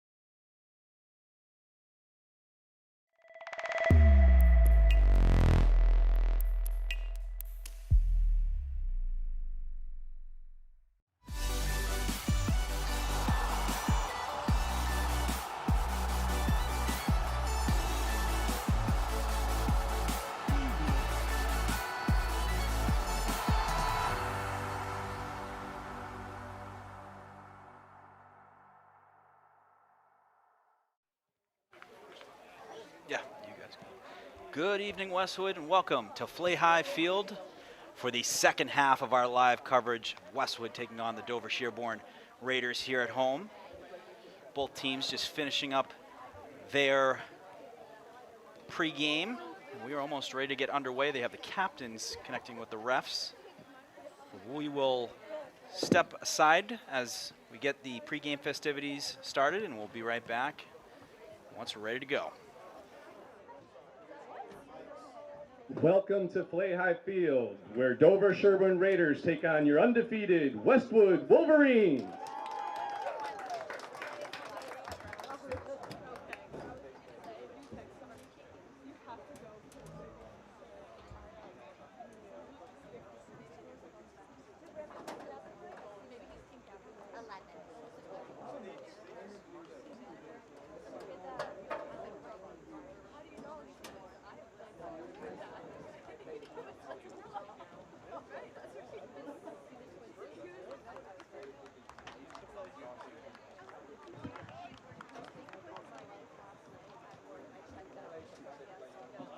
Now announcing the Dover-Sherborn boys varsity team. Number 11, senior Winston Bunn. Sophomore, number 6, Scott Cronin. Senior, number 10, Caio DeSantos. Senior, number 1, Patrick Driscoll. Senior, number 9, Tai Jun. Junior, number 13, Nash Johnson. Sophomore, number 4, Colin Pham. Junior, number 8, William Sahardi. Senior, number 21, Abhi Sharma. Junior, number 15, Graham Stossel. Senior, number 2, Hamilton Sen. And head coach Joe Grusek. And now for your Westwood Wolverines.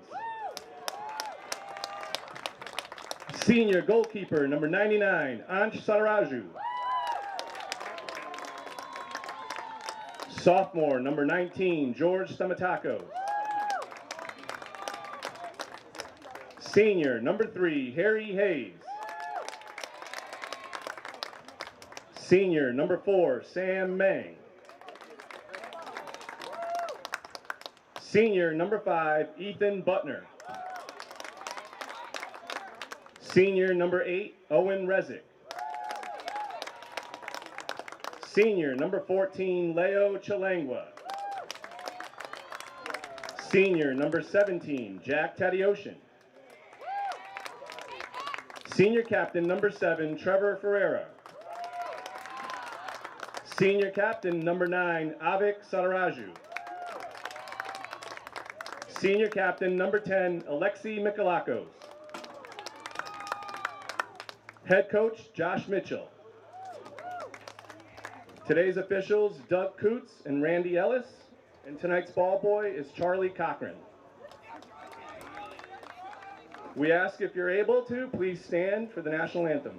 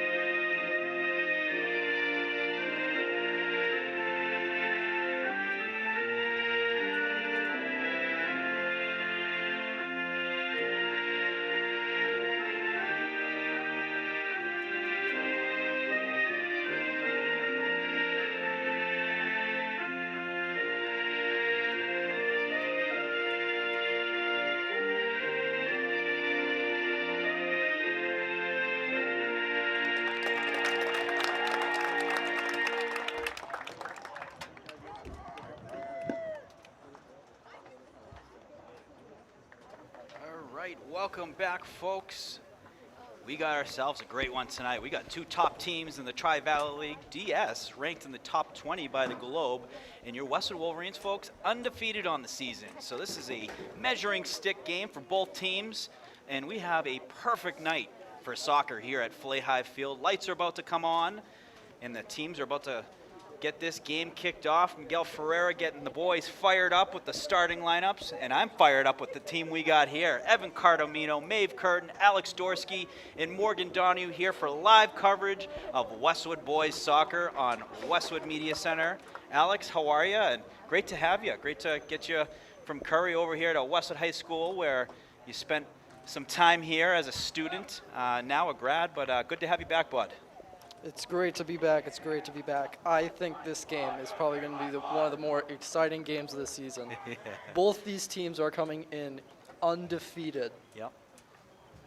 Tying the same amount of games, winning the same amount of games. Yep. Dover-Sherborn, though, has tied 3 of their last 4 games, so this Yeah. is going to be an interesting one here. Absolutely. And the Wolverines, they've been getting it done in dramatic fashion. So the other night against Ashland, they were down 2 goals late and 2 Ferreira goals to get within 1 and then tie it up to come away with a 2-2 tie, a big-time game. And I wasn't here, but my goodness, we heard a lot about it. What an exciting game for the Wolverines. He has been Mr. Clutch. He has been nicknamed Mini Ronaldo. So Trevor Mini Ronaldo Ferreira, after the start he's had this year, he's been a goal-scoring machine. I think he scored in every game so far. I think that's right. I'm going to be honest. He's had a few games with multiple, too. So what a start for the senior captain. And starting lineup for your Wolverines, you got Sam Mang, Ethan Butner, Trevor Ferreira, Owen Rezick, Leo Chalengwa. We have Jack Tadiosian, George Stamatakos, and in goal, Ant Sataraju. And I think I might have missed Avik Sataraju, so Avik in there as well, senior captain. We are about ready. Westwood's going to have the tip to kick things off. Wolverine's going to be going left to right across the screen. They got their very classy uniforms, almost looks like a tuxedo with the stripes, like the pinstripe tuxedo. It's got that kind of theme, very classy. It's very classy. I talked to Ethan Butner earlier today, asked him what are his thoughts on this game and what mentality is he going through. He said exactly this, that this is a must-win game and that we have to be at our absolute best today. Love that. He has been an outstanding addition for the Wolverines, and I think I have a nickname for him, Evan and Alex. Ethan the Sheriff Butner. He has been locked down on defense. And the Wolverines getting right to work. That was off the foot of Chalengwa on the far side. And we got a bus incoming with some cheers. That's a shot on net, gonna be saved by the goaltender. Well, we got some excited, I don't know if it's a boys JV team for soccer or what, but we got a fired up bus entering. That's boys JV if I've ever seen them. They are fired up. You don't come into town with that much energy if you're not coming back with a big win. And I can't tell you, we've had like 3 games where the buses come in like that, all wins. So we bring some solid vibes when it comes to the away games for the Westwood Sports. Physical play there by Tadiosian. Tadiosian jumps in on the loose ball, had some help on nice defensive play by Butner. What a difference, the addition of adding Ethan Butner. He is terrific. He is already committed to play at the next level. And what an outstanding player he's been. He's also chipped into the offense as well, making some big plays on key goals for the Wolverines.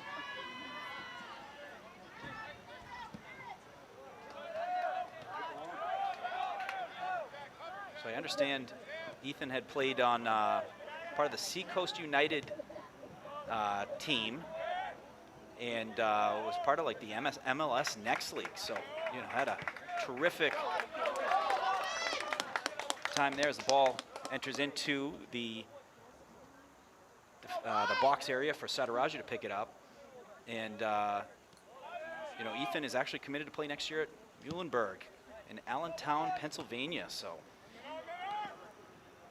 what a bright future ahead for him. And also for the Wolverines as they look to make a nice TVL run. Shot on net, saved by Sataraju. Sataraju, twin brothers, Ansh and Avik. There's nothing like a twin connection on a sports team. Makes me think of the Holden brothers. They won a state championship together. The Mayos, some solid athletes, state champions. What do you think is the most iconic twin duo out of all the years out of Westwood?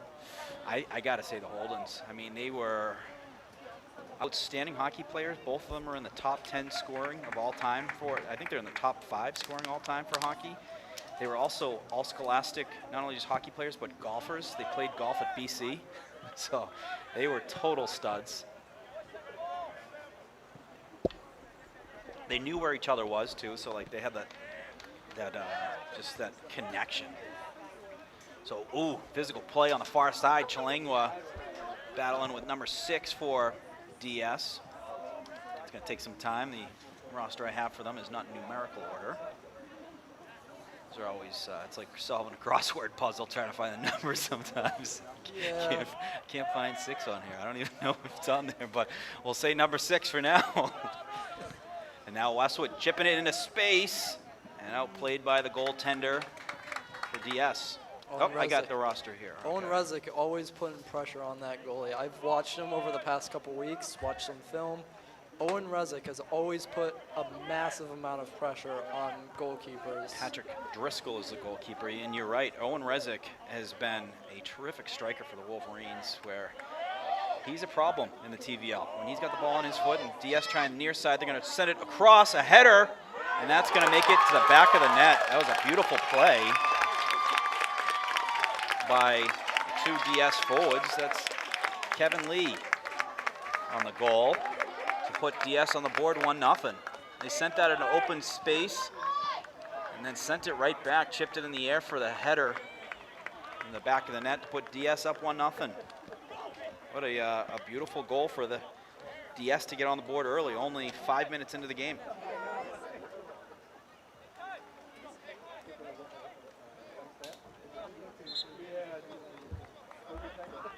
The Wolverines sending it back to Mikolakos. Mikolakos going downhill, makes some nice moves. That ball kicked to the near sideline, kept in by Chalengwa, stolen by DS.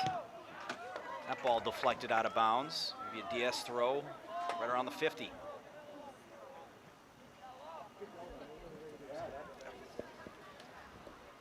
DS with the throw. Yeah, it looks like Wolverine JV team that was on the bus, and they're making their way over here now.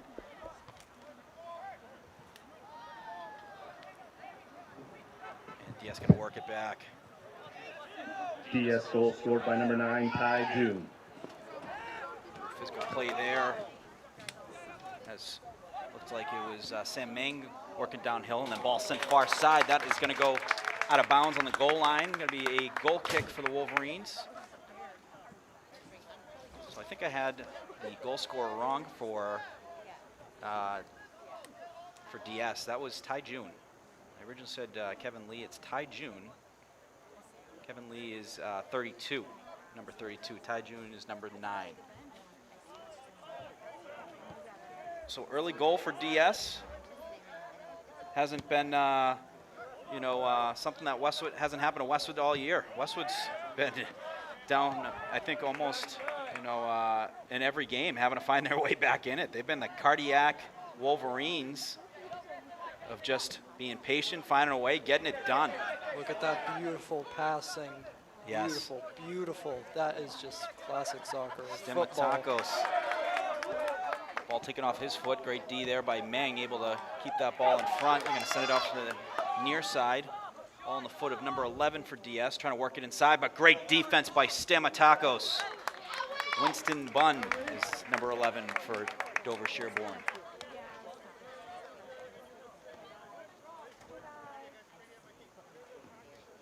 So it's an infraction on DS. Westwood's going to have the ball and a kick. And Butner's going to have the kick, and he's got a boot. He's got a big boot. Watch this go all the way to the 20-yard line. Kick from the Sheriff. It's a good one. Wow, about 60, 70 yards. Gets in the offensive area. And a chip by Sataraju. Rezik. Back to Sataraju. Oh, some physicality early as both teams trying to battle for possession. DS comes away with it. On the foot of William Sahardi. Ball in open space. Sataraju out of the net. Westwood able to take it off DS's foot, but DS able to win the possession back. Doing a good job of possessing it. Ferreira gets the head on it. Does such a good job of settling it down. He let it bounce and protected the ball nicely to get that ball flat, where it's so much easier to move the ball, and that is an offside call. That's good positioning by Butner there. He moved back, so the Dover-Sherborn player was offsides. That's very smart by Butner right there. Yep. He is just as impressive with the soccer IQ as he is with just the abilities. Just what a boot. He just difference maker. He just kicked that from around the 25 all the way to the plus 20, flipping the field. You turn defense quickly into offense with a play like that. And nice send pass, looking for Stamatakos. Ball gets away. DS trying to chase down the other way. They keep sending it down to number 11, who's been taking advantage of open space, battle in the center of the field. They're going to let Sataraju pick that up, but Wolverines got to keep an eye on number 11, who's been fast down that left side, Winston Bunn. He's the one who opened up that opportunity on the head on that cross pass. Where's a goal by number 9, Ty June. Sataraju advances it. Ball going towards the goalie. He's able to come out and get it before Sataraju got there. DS working the breakout. Doing a good job possessing it, where they'll move it back to be able to advance, and that was a nifty play, but goes out of bounds. Bunn sent that behind him in open space, but ended up rolling out of bounds. So, Alex, so far, what do you like that you see out of the Wolverines? Oh, the Wolverines, I think their midfield is probably the strongest part about Westwood right now, as of in this game. Yeah. Their midfield is so strong. You got Trevor Ferreira, you got Lexi, you got, who's there on the, you got Leo, you have, and then your bench. Your bench is very deep. Very deep. It's almost like the Celtics bench. Oh, I know, yeah. The girls, too. The girls have just such a deep bench, where I think that allowed them to get back in the game and tie it. You know, they had fresh legs out there. Corner, headed out by Ferreira. Dunn is going to send it to the net. We get a whistle. Infraction on DS, going to be a Westwood ball. Tadeusian, nope, Butner. Butner going to give it the boot.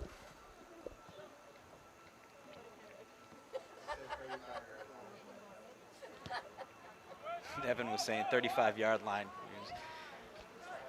Yeah, well, that was a smart play. Moved it up the far side. Westwood able to possess it until DS jumps in front of it. Now they're going the other way. Looking to make some moves. Some great defense there, though, by Harry Hayes. Harry Hayes, very dependable defender.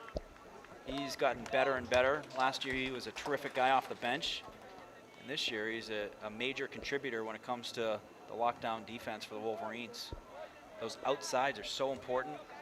It's typically where they'll try and send a lot of these passes with some of the best athletes of the teams. Ball goes into the box. Shot, and that's blocked by Meng. Huge play by Sam Meng. Gets the block on that. Looked like it had eyes for the back of the net, and Meng saves a goal there to keep it only 1-0. What a play so far. That's the play of the game so far by senior Sam Meng. DS looking again, inside. Layered defense by the Wolverines. Ferreira up to Daly. Ball gets away. And DS settles it, but Westwood fights right back to get the possession.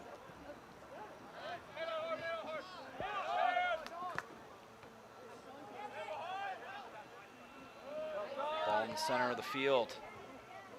Takes a Westwood bounce. Nice one-touch pass. That was Butner to Ferreira to get the breakout going, and now the Wolverines moving it up to the 50. Sending an open space. He finds Sadaraju, who's getting the Jets going. He takes a body check, but able to come away with it, has an angle. Shot, and that is just over the net. He took a hit after that shot as well. Very physical start to this game, which was no different than the play in the girls' game. Very physical first game we had with the girls. As the girls came away with 3-3 tie. I talked to head coach Seth Lukash briefly after the game. He was very happy with it. He said, hey, you tell me at the beginning of the second half that we come back to tie Dover-Sherborn, who is a terrific team. You know, always a top team. I think they won the TVL small last year for the girls. The boys were the state champs last year, from what I understand. So these are very talented soccer teams. And Westwood, you know, hanging tough with them. Yes, sending it far side to Dunn. Dunn's been very active. He's looking for the middle of the field. He's advancing it. Shot, that's blocked. Sadaraju coming out of the net. And we get a whistle. And it's offsides. So another offside, which is weird because it looked like that, you know, he had the ball, or the ball was there, but I'll take it. We're homers. We like a Westwood whistle. And that is a boom by Butner. My goodness, if he was the kicker on the football team, that would have been good from 55. Yeah. Sadaraju near sideline, another hit. They're allowing it. They're allowing these. That was a physical hit. It looked like he had shoulder pads on.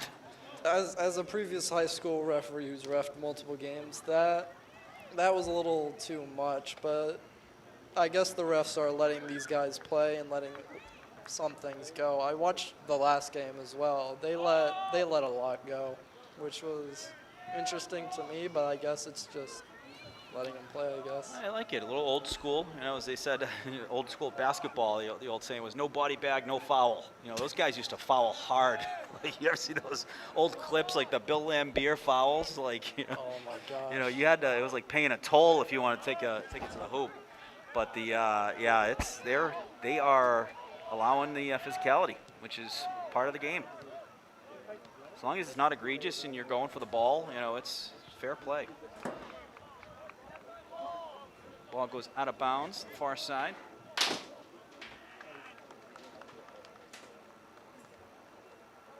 Throw by DS.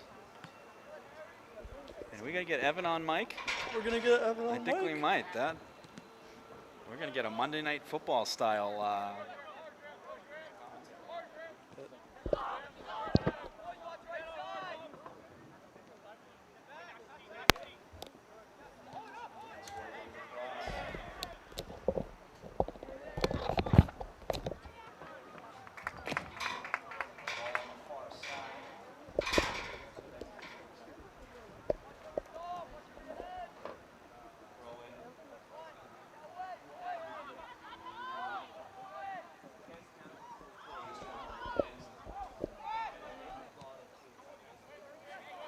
There, volume's back. There we go. And DS looking to take a shot on net, and that is a shot. What a save by Sadaraju! Anj Sadaraju with a diving save. That was a booming kick, low-flighted kick, able to get the hand on that with the big-time save. What do you think, Alex? Save of the game so far? So far, that was I don't know. was a great save.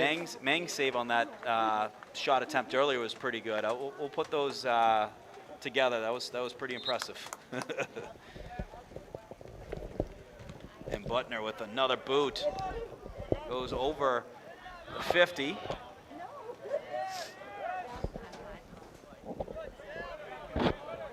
Tadeusian taps it up to Ferreira. Ferreira chips it up looking for Daly. Diaz send that in open space. Hayes chase it down, some contact. And it's going to be out on DS, Westwood kick. I thought I saw before that went out. I feel like I saw an elbow, but I'm not going to confirm or It deny. looked like they were both trying to head it at the same time, and it It looked like just there was got- contact, just trying to get position. You know, the big thing too with the boys soccer is what we see is, going back to earlier, you guys talking about the physicality. We see a lot of the refs letting the game play, especially early on. They're going to let them be physical, kind of see what the tone is, what the kind of mentality is, and then closer to the end, if there's something that's kind of egregious, if it's a close game, they might then call a yellow card. We've seen that in the past. This is Ooh, great ball. Yeah, you know what, I'm surprised, Evan, it wasn't even just, we didn't see any yellow cards in the girls' game, but we didn't really see too many whistles on, like, the physical plays. no, and I mean, like, Ferreira is chipping it up. He's looking for Sataraju on the far side. Man, Sataraju's got wheels. Ed Lyons has got to get on the recruiting of Sataraju for the 100-yard dash. that's going to be really interesting to see what they call here, if that was a corner, or if that's going to be just a toss, a throw-in, because that was off of the DS Good player. call, yeah. And I'm not, it was right over. That's a throw. I see flag Butner ball. coming down, so I don't know. It's going to be a corner. You said a Oh, no, it's a No, a throw. throw-in. So Yep. Butner must have the Luke McCabe throw, where I it's was like just about to 40 say yards. that. Yep, there Yep. it is. Into the box, which is essentially a corner. You know, when you have a guy who can throw it like that into the box, that's why he's a factor on offense. He's the key defender for the Wolverines, but he gets into the offense and he knows the right times to get involved where he's not putting himself out of position, which is such an advantage. Because every time I look at the score sheet and it's been a big goal or a big assist, he's been involved. You know, that's something, too, I think the Wolverines have missed this season is that Luke McCabe throw-in. You know, Yeah. last year, you know, especially in a situation like that, that's essentially going to be another corner for you. You know, it acts as that way. You can set up a play like that. So, you know, it'd be interesting to see if Butner starts to take on that role later in the season, because it was a valuable role. You get yourself some more opportunities than you would otherwise if you don't have someone taking the corner shots. Just generates offense. It's another thing you have to defend if you're the DS defense. You're going to try to send it. Sataraju ready. Gets the hands on it. He's going to pass it up to Butner. Butner looking upfield. He sends it. DS able to get a foot on that. Goes out of bounds at the 50. Going to have a throw in from Chilangwa. Chilangwa had some big goals the other night. He had 2 goals, and I believe Westwood's win over Dedham. Could be mistaken. I believe it was a game last week. Shot by Ferreira, and a diving save by the goalkeeper for DS, Patrick Driscoll. The nice save, and that's how dangerous Ferreira is. You can go from just thinking they're moving around, then quick shot, looking for a corner. Big time save by Driscoll. Mang sends it up to McGuire. Ferreira's one of those guys who can score from about 30, 35 yards out from the goal at any point on the field. So you're going to see, I suspect you're going to see that shot more than once in this game. Hey, they don't call him Mini Ronaldo for no reason. He can score from it, and he can do it many different ways. We saw him get up for a header, and it looked like Ronaldo when the guy goes up, and it looks like he could slam dunk. You know, he could slam dunk over the goalpost. What an athlete! Goal in every game so far this year. Doesn't get better for a start than that.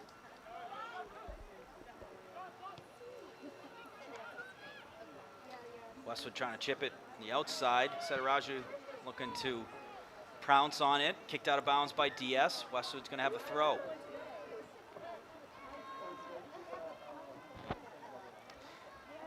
It looks like we have an injured DS player on the field. Yeah. Injured DS player on the far side. Not sure where that happened, if it was chasing down the ball, but I think we're going to get a timeout But we'll stick around, though. Yeah, we'll stick around. We'll go side by side for a minute here. We'll go thanks to sponsor Annie Alcock Jessup Real Estate. Absolutely. Yeah, thank you to Annie for teaming up with Westwood Media Center for the fall season. And, you know, Annie, one of the the side-by-side coverage presented by Annie Alcock Jessup Real Estate. She'll be with us for the fall season. And, you know, she is very excited for the football season, as are we, as her son Charlie Jessup, captain of the Wolverines football team, off to a 1-0 start. They'll be on the road on Friday versus Bellingham, which is tomorrow. I plan to go out there, so if you're looking for updates, give Westwood WW Calls a follow. Also Westwood Media Center, because we typically share, we piggyback off some stories every now and then. I was sharing your stories when I was on my way up to Maine last weekend, and I stopped at a rest stop, and I saw a couple of your updates. I had to share them real quick. Oh, so you were very responsible. Were you at the Kenny Bunkport one? Or Was that Gardner? Oh, Gardner. So exit 63 right around that area? I take 295, so that's exit. Okay. I know that's Gardner right at the now. toll. I was thinking of Gray. Gardner, I know exactly where you're talking about. They got that nice little rotary when you get off there. Yep. That's the closest rest stop for me. So I like to. Kennebunkport is a little closer to Massachusetts, but I try to kind of extend it as far as I can. You know, I'm not a big stopper on road trips. Like I like to go. You know, when I. Well, you haven't reached Maine until you get to Bangor. You know. No, you haven't. And Maine, you know, you could fit every New England state in the state of Maine. Did you know that, Alex? It's that big.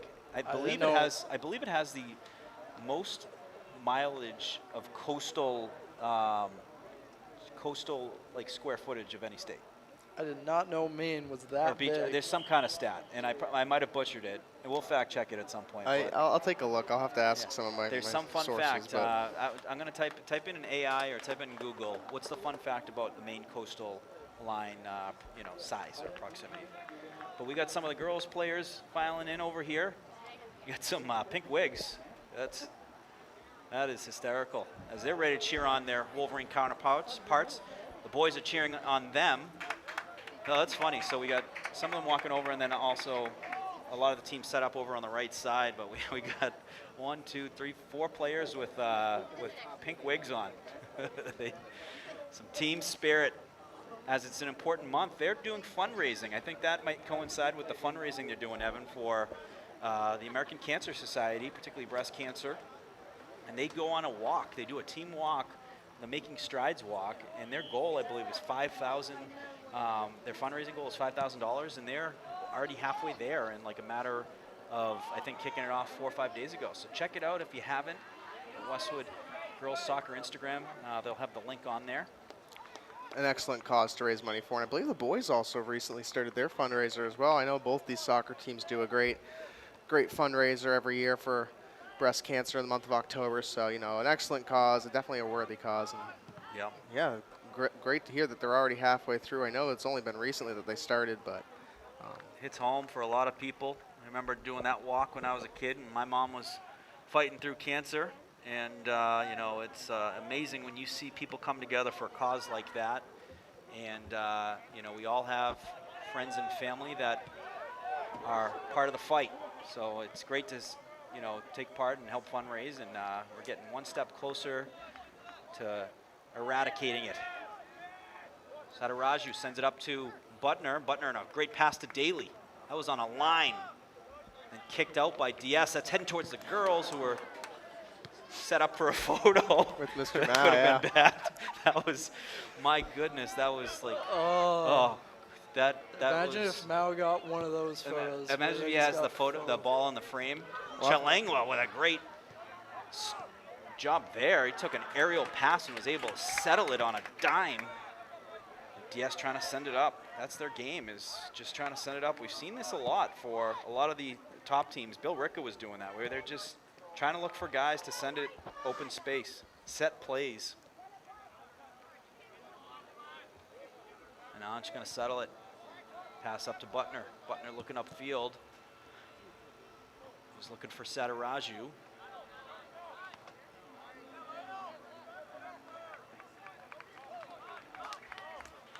moves there by Chalangwa.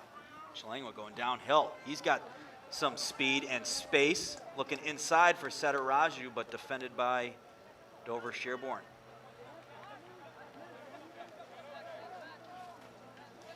You know what? I think Westwood's kind of struggling here. They're struggling on the build-up. All I've seen so far is them just long balling it. I haven't seen any like the short passes short to get passes. it there. Yeah. I haven't seen that much. It's like I saw that a lot last year.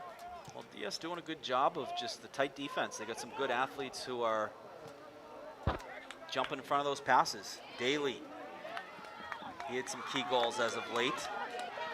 And that is going to go out of bounds. I believe kicked out of bounds by DS. Going to be throw for Westwood.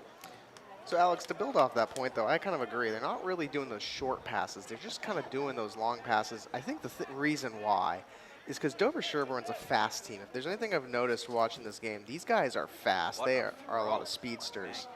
And I think the reason they're doing that is because when you try to do the short passes, Dover-Sherborn's keeping up as we have another injured player on the field. Yeah. And we will take a quick break, folks, and we will be right back after this message.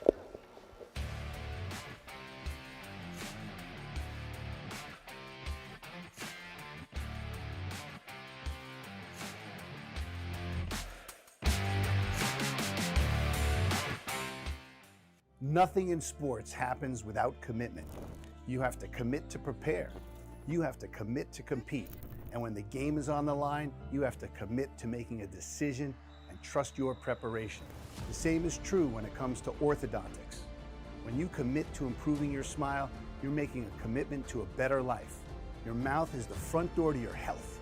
And who doesn't love showing off a beautiful smile when you're celebrating with friends and teammates?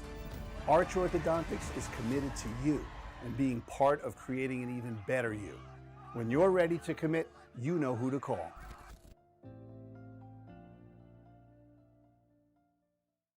Westwood High School Sports brought to you by Arch Orthodontics, creating generations of beautiful smiles with expert orthodontic care. And Neroli Ristorante, authentically Italian.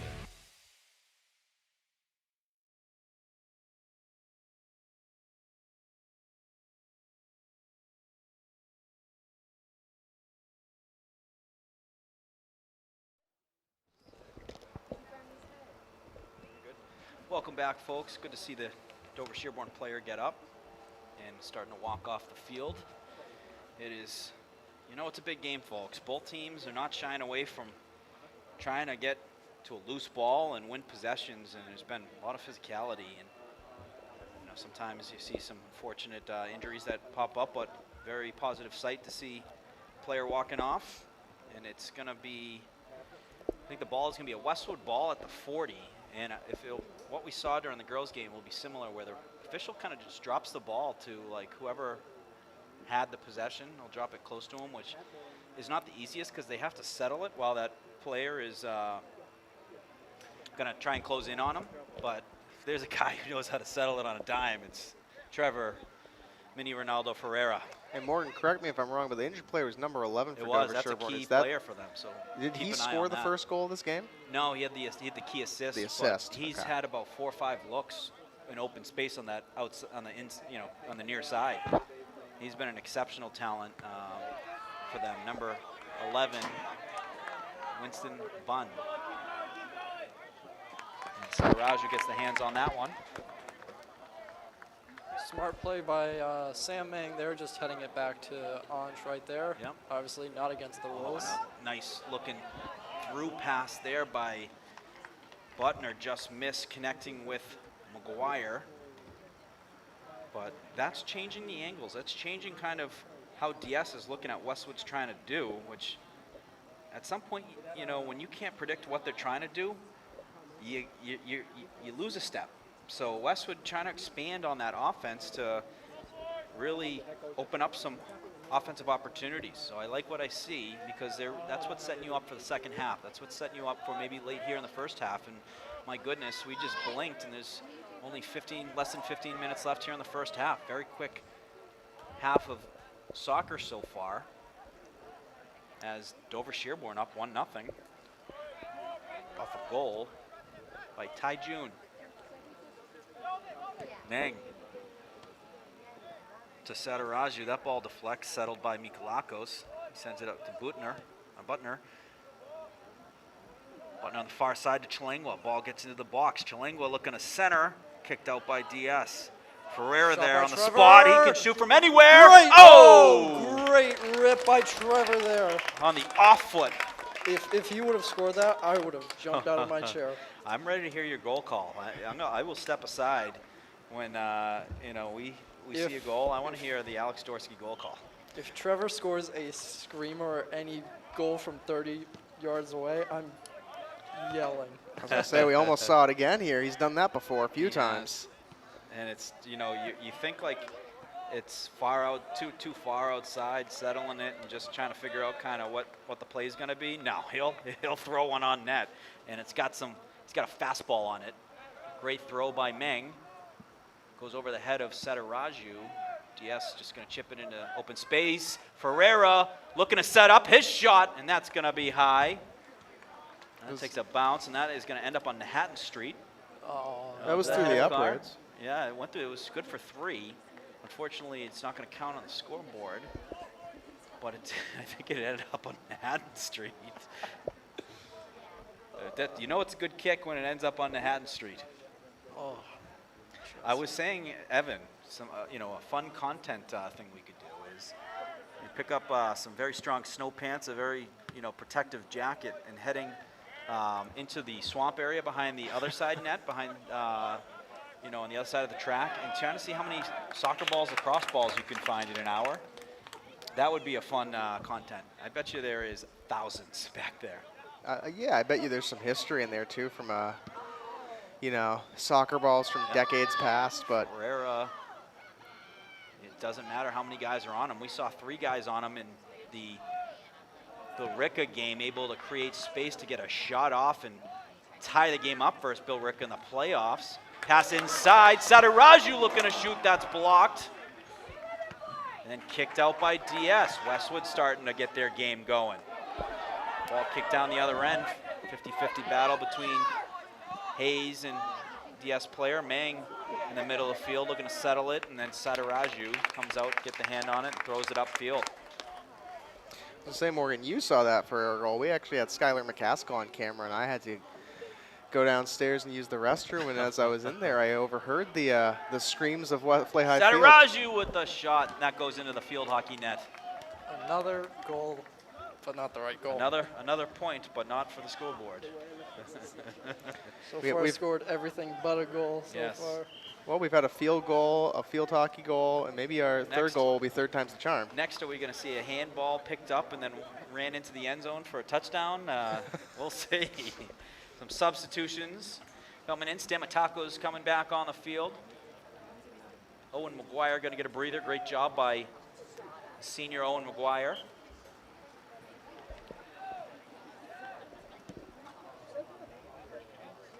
Yeah, it looks like Sataraju going to get a breather. 10 minutes and 30 seconds remaining left here in the first half. Dover-Sherborn up 1-0. Some big saves by the Wolverines to keep it a 1-goal lead. Sataraju had a big save as well. Sem Meng get in front of a pass. Sataraju comes up and he sends it up to Ferreira. Ferreira's got about 20 yards ahead of him. He's going to send it up to Mikolakos. Those two have a great connection of consistently finding each other. And Ferreira cuts through 2 players. Dish off to Rezic. Ball gets away. DS looking for the middle of the field. A little heel pass there. Well defended by Hayes. Ferreira trying to come away with it. He does. Working it over on the far side to Chalengua. Chalengua chipping it to himself. Has some space. Working downhill towards the end line. Draws 2 players, 3 players. DS really getting aggressive on that defense.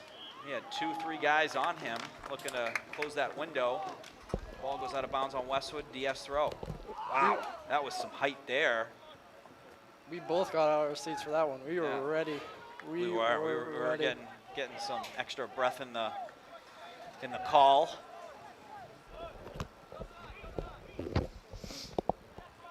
DS with the ball on the far side. Tadeusian, nice play, gets the turnover, sends it upfield. Finds Daly. Daly tries to cut inside, he hits the turf, no call. Ball played back to the DS goalkeeper who's gonna initiate the breakout. Some one-touch passes by DS. They're looking to take advantage of some speed. Well defended there by Hayes. Man keeps it in bounds. Stolen by Stamatakos. Slide tackle. Effective play there by DS defender, 19, to get that ball back. Daly chasing it down on the near side. Keeps it in bounds. I'm going to say he was stepped out of bounds. And it's going to be a DS throw.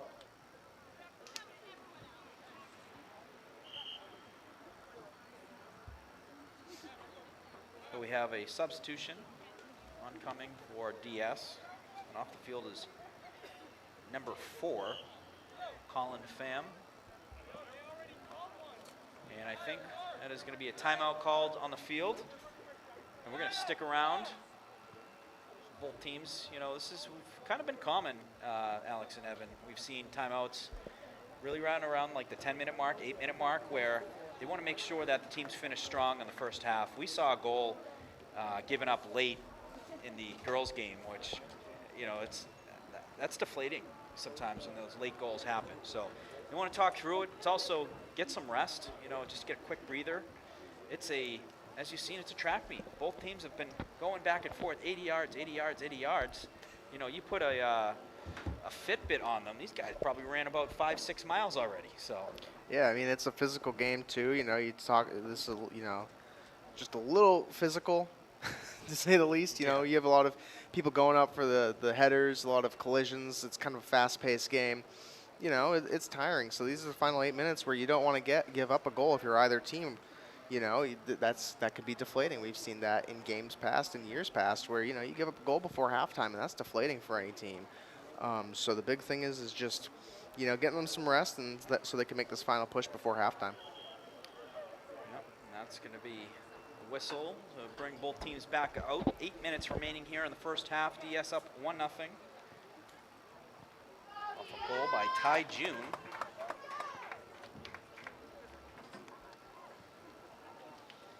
Westwood looking for the answer before the half closes. And if Westwood can get a goal here in these last 8 minutes, you know, that's big for momentum too. That evens the game back up 1-1. And you know, when you go into the second half of this game, it's anyone's game at that point. I like what I've seen out of Westwood's offense. They're getting a lot more pressure than we saw early on. I think early on in this game, Dover-Sherborn came out a little faster. They got a goal pretty early. But Westwood has since been able to kind of turn it back and keep the pressure on. And I think as you see the game go on and on and on, they're going to keep that pressure on, and they might even get a goal out of it. You know, expect to see the offense go through Trevor Ferreira. He is dangerous from any point of this field. He can have 3 guys on him. He still finds a window and finds a way to get a wicked shot off net. We're going all Boston on that reference. He can pick corners from 30 yards out. As I said, they don't call him Mini Ronaldo for no reason. And there he is. Sends it up to Nikolakos. Going to go cross field to Butner. Butner with the chip inside. Just a little bit too strong. I like the look, stretching the field. Westwood's got size up front too, Alex. You know, with those size, they can go up and get those. And I think they've had a couple goals that way where they've been able to go up and get headers on non-corners. They've gotten a lot of good chances this game. They just haven't capitalized on it. Or the Dover-Sherborn defense, very strong this game. So Alex, tell us a little bit about your involvement at Curry. Are you going to be getting involved in some games over there? Well, I am part of the. Yeah, busy guy already with the, I know. the cross-country team. Seeing you running some very fast 5K so far. Love it. Yeah, ran a 5K this morning, 25:35. That's a little, just like barely slower than my actual 5K PR time, which I wasn't even supposed to be going that fast. Yeah. But also being a part of the cross-country team, or being a part of any team, it's pretty much You've got your class family, you've Yeah. got your building family, Yeah. and then you've got your athlete family, Yeah. and then you've got probably the club family. Yeah. So you've got 4 families Yeah, it's huge. in college. So you got You got right a lot at, of you feel friends. right at home. Oh, I That's feel cool. amazing. You having the time of your life right now?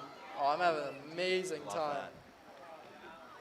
It's hard to top Westwood. I mean, going to school at Westwood High, and being a part of the track and field, being part of the coverage here, nothing funner than that. But Oh, nothing. college nothing is beats that. awesome. You're meeting some new friends, friends who are going to be, potentially, groomsmen in your wedding someday, and lifelong.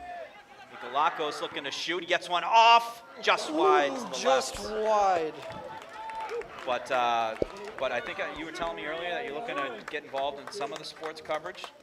Yes, I am gonna be. I think I'm gonna be calling a game next week Love that. for men's soccer, which is one of our more competitive Yep, sports. very good. Hockey, very good. Hockey, I think, was Oh, ranked yeah. nationally last year. We were ranked. I think it was either number 1 or number 2 yeah, out of all of D3. which we'll hockey. probably, if you do any of those games, we'll see you a little bit because Westwood plays their home games in the same rink at the Ice House. Oh yeah, love the Canton Ice House. Been there before. I actually have a couple friends at Curry on the hockey team. They've said beautiful rink. It's great. They've State of the always- art, great locker room. They've always seen some Westwood boys there as well. Yes. Yeah. Maybe doing a little scouting. Yes. There might be, I don't know, might be a Curry head coach for soccer here today. I don't know. Who knows? Yes. The ball on far side, Chalangwa. Ball was kicked out between his feet, out of bounds. Going to be a throw in. This is the point of the game where it's tough to see the numbers across the field, especially It's getting with a the little dark. tuxedo uniforms. Tough to see the numbers. Through ball here by Dover-Sherborn. Sam Mang staying on it, gonna clear it Yep. out or give it back to Sadiraju. Gives it a nice, Sadiraju nice clears clean it up. pass. And on the far side, who do we got over there? Is that Tadeusian?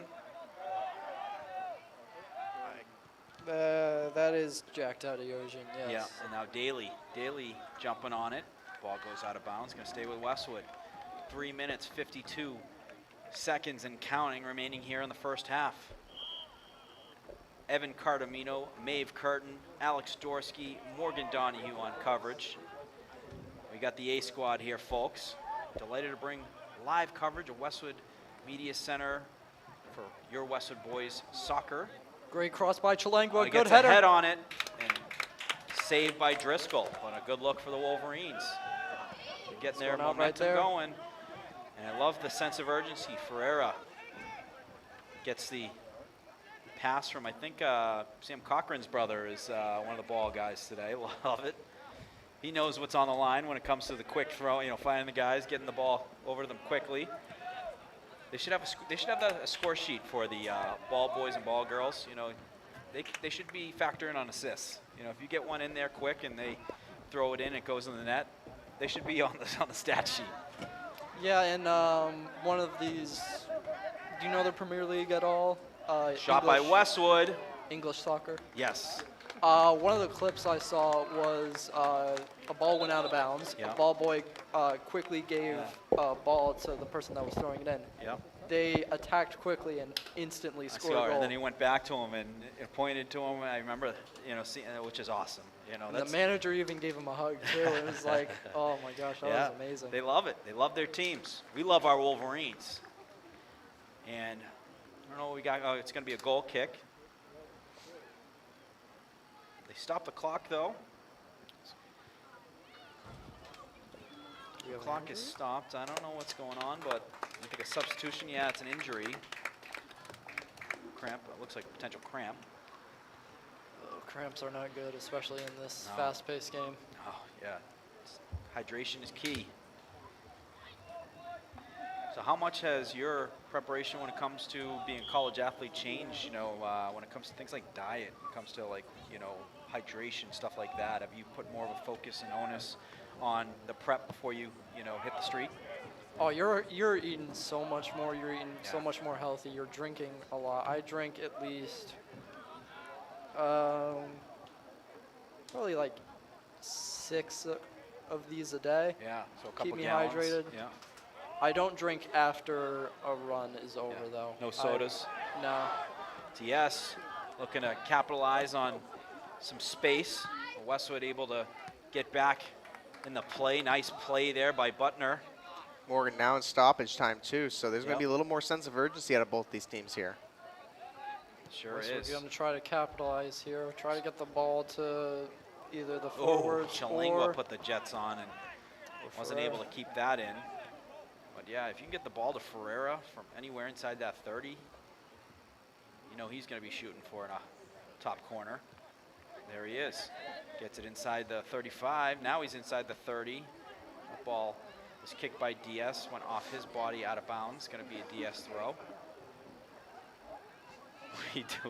Tom had the clock on for the girls' game in the first half, and the whistle was blown at 1:30. So, you know, keeping the officials honest on it, does it make it to the 2-minute mark? You know.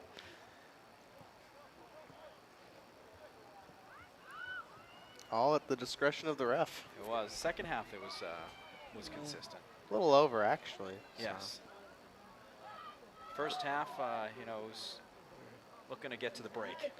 Yeah, I definitely think too where DS was up 3-1. I don't think It you actually know, at probably that helped point. Westwood just to get to the break, you know, and Yeah. kind of talk through it and get a restart. Whereas makes sense that it goes over a little bit in the when they're tied 3-3 at the end of the game. You don't want to potentially That one goes out. way out. That's over on Yeah, a that's over heading the towards fence. traffic. that so might be on the head street. That might be in the maze. there's a Dover-Sherborn player went out and get it. What a hustle by him. He's Yeah. But it might be out of play because the ball boy doing a terrific job on the far side. We It's got a Butner in corner. there. We got Butner in there. We got a corner. Nikolakos inside the box, off the Oh, crossbar. great save by the goalie. Shot goes inside, it's loose, and then kicked out by DS. But what a corner kick! Let's see if Sadaraju can kick it back into the offensive area. He does, and that is going to do it for a very entertaining first half. Dover-Sherborn up 1-0. We'll take a quick break, folks, and we'll be right back for the start of the second half.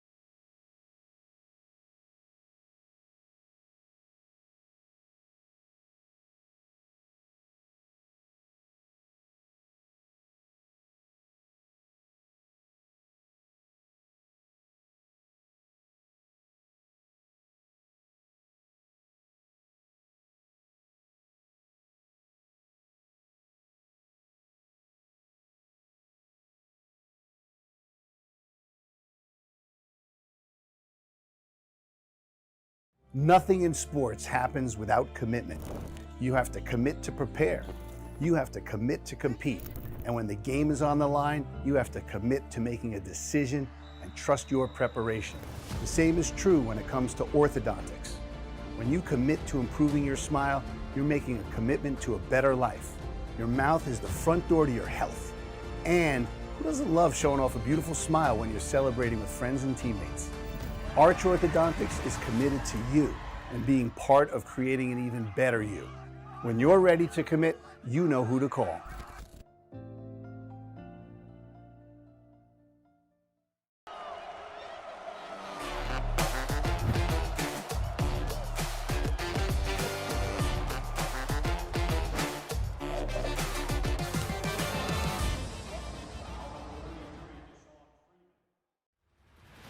I grew up right here in Islington, wearing the green and white for Westwood High. And those years taught me that every role matters. The unsung heroes, they complete the team. And that's at the heart of Neroli. From the cooks, to the servers, to the dishwashers, we're a team, delivering authentic Italian dishes to our community.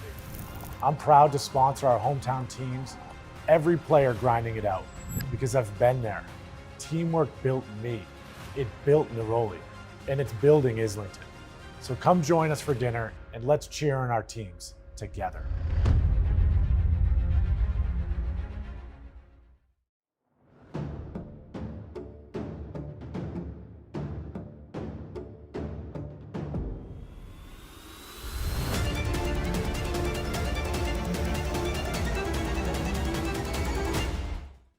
Westwood High School Sports brought to you by Arch Orthodontics, creating generations of beautiful smiles with expert orthodontic care. And Neroli Ristorante, authentically Italian. Welcome back, folks. Morgan Donahue not in the booth. Evan Cartamino taking over temporarily till he gets back, with Alex Dorsey on the call and Maeve Curtin on camera. Alex, good game so far. It's going to be a close one. Westwood's starting to get more offensive pressure as we go, but you know, I like what I've seen, you know, trying to fight their way back. I think it's going to be a dogfight.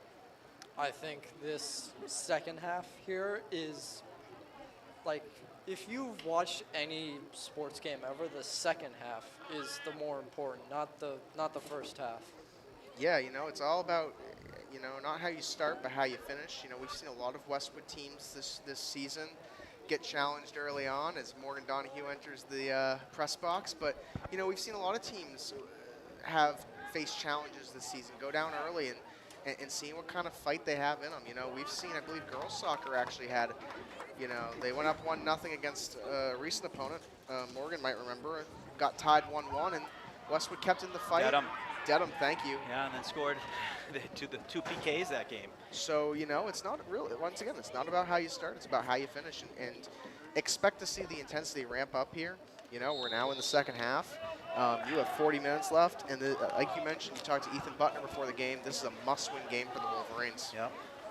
Everyone knows Westwood High is a second-half team. DS looking inside. Shot is blocked. Great block there by the Wolverines. I think that was blocked by Hayes. That was a fantastic block. Keep that ball outside. That was a great look by, DS player slipping on the sideline. All good though. Hayes on the block, fantastic. No more. I'm surprised we haven't seen a little more, not much more slipping. You know, today it was a little slick out from the rain this morning, but we had the sun later on, so it might have dried out the field a little bit. But you know, it's hard. You know, when it rains on the turf, it can get pretty slick. You know, there's not great drainage throughout the field on any turf field. So DS on the near side, centering attempt, no one there. Picked up by far side player. That was a great play by, is that Stamatakos? Came back to get a foot on that one, disrupted. Now Westwood trying to cross the 50. Call there.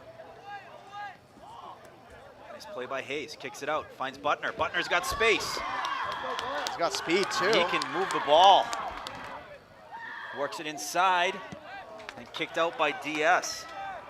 But that's just another option for the Wolverine offense when you got Butner who can move the ball at full speed. That's not easy to do, folks. To dribble at full speed, Typically people are moving it at a slower speed, allows defense to close in. He makes it very difficult. Shot on net, goes wide left. Going to be a goal kick for the Wolverines. So folks, we mentioned in the girls game, we mentioned it tonight as well in the boys game, but starting on September 25th, the Westwood Living Sports Show is going to debut at Camella's. It's going to be a fun time. So Evan, Tom Lyden, and myself will be having the inaugural episode. Well, we'll be talking about Westwood sports. We're going to have some fun guests on, Alex. We're going to have, some current athletes, some coaches, and just talking shop about Westwood. We might talk about sports, professional sports too. Tom shared some fun stories earlier today about some of the things, stories he had seen when in the covering Detroit sports. But it's going to be just a fun show, talking shop at a fun place at Camella's, where everyone's been there, where you go in and you think you're just going to pick up a pizza and you leave an hour and a half later because you saw 5-10 people you knew and they didn't let you leave.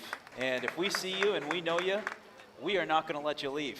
All right, We might even will not be showing. Well, Morgan, I think last night we talked about on there your go-to Camella's order. I'm going to ask Alex Dorsky, what's your go-to order at Camella's? Camella's? Yep. Cheese pizza. Cheese pizza, That's very Maeve. simple. It's pretty solid. Cheese pizza. Chicken parm for Maeve. Chicken parm from Maeve. There Good we go. choice. Yeah, good choice. What about you, Morgan? Steak and cheese all day. I believe they call it the steak bomb. Yep. But steak and cheese with some mayonnaise, and I am in a world of comfort. It is, you're having a stressful day, that can solve your day. When you have a steak and cheese, you throw some fries into the mix. Wolverine's sending it up, just missing Sataraju. Got a little too much oomph on that You could pass have a right bad, there. stressful day, but you have a steak and cheese at Camella's. Also Neroli, steak and cheese. My goodness, so good. Those are going to go head-to-head. I think we might have to do a taste test. I'm always down for a good taste test. Episode 2. Because different rolls, like Camella's has the braided roll. Yep. And Neroli has the kind of the more standard sub roll. Joe Vinci gave Neroli the shout out for the steak and cheese, and rightfully so. He also gave a shout out to Islington Pizza on their. It was a pizza that he orders there that John Buckley gave him the tip on.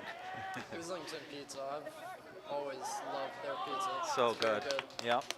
Pass on the far side. Wolverines looking to get cooking in the offensive zone. Slow start to the second half so far. But all the games they've played in, they've done their most damage late in the games. Yeah, I mean, this is a team that plays really well late. I'll go back to that Bill Ricka game. Ferreira's goal came with about 21 Ferreira minutes. looking to shoot, picking a corner off the crossbar. Oh, what a shot. It's funny, when he gets the ball, you can just tell, like, all right, the voice is going up, because it doesn't matter if it's inside that 30, preferably the 20. He's going for a corner. A field goal, a field hockey goal, a crossbar shot. He's due. I'm calling it now. I think Ferreira's due, and he wants Ferreira it. is definitely due. Just give him like We've seen 10 it all. minutes. We've seen all types of point scoring plays from other sports, but nothing converting in the back of the net yet for the Wolverines. Trying the center of the field. There he is. Stopped by DS and then kicked back into Westwood territory. Butner going to chase it down, sends it back to Sataraju. Right back to Butner. Nice little second at the most. He is a gifted player. Sends it back, and then look at that. Wolverine gets some nice passing going. Butner looking upfield, finds Chilingo. Chilingo with a nice settle. He's got Tadiojian, and on the same page there on the pass.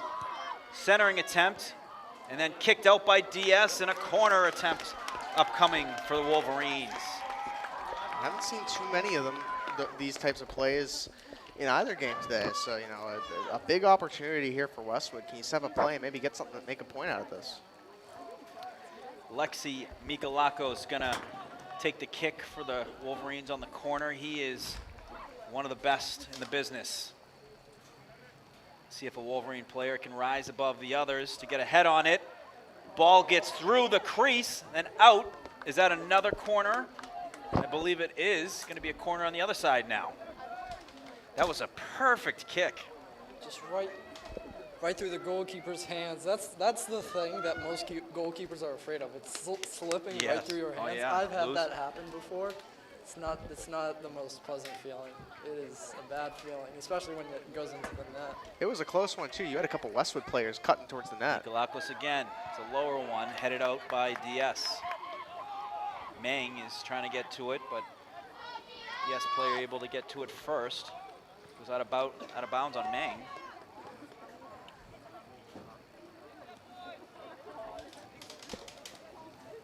Throw in by DS. It's a good one. Goes over everyone's head. Mang kicks it out. Oh, kept in though. It's a great play to keep it in. I believe Stamatakos. Ferreira draws 3 on him. Moves it back. I think they know that Trevor. Oh, nice play there by Mikolakos. Caught the pass and able to move it up. Gonna send it into space. And I don't know what we got there. That looks like a goal kick. It was a battle between Setaraju and DS player over that loose ball.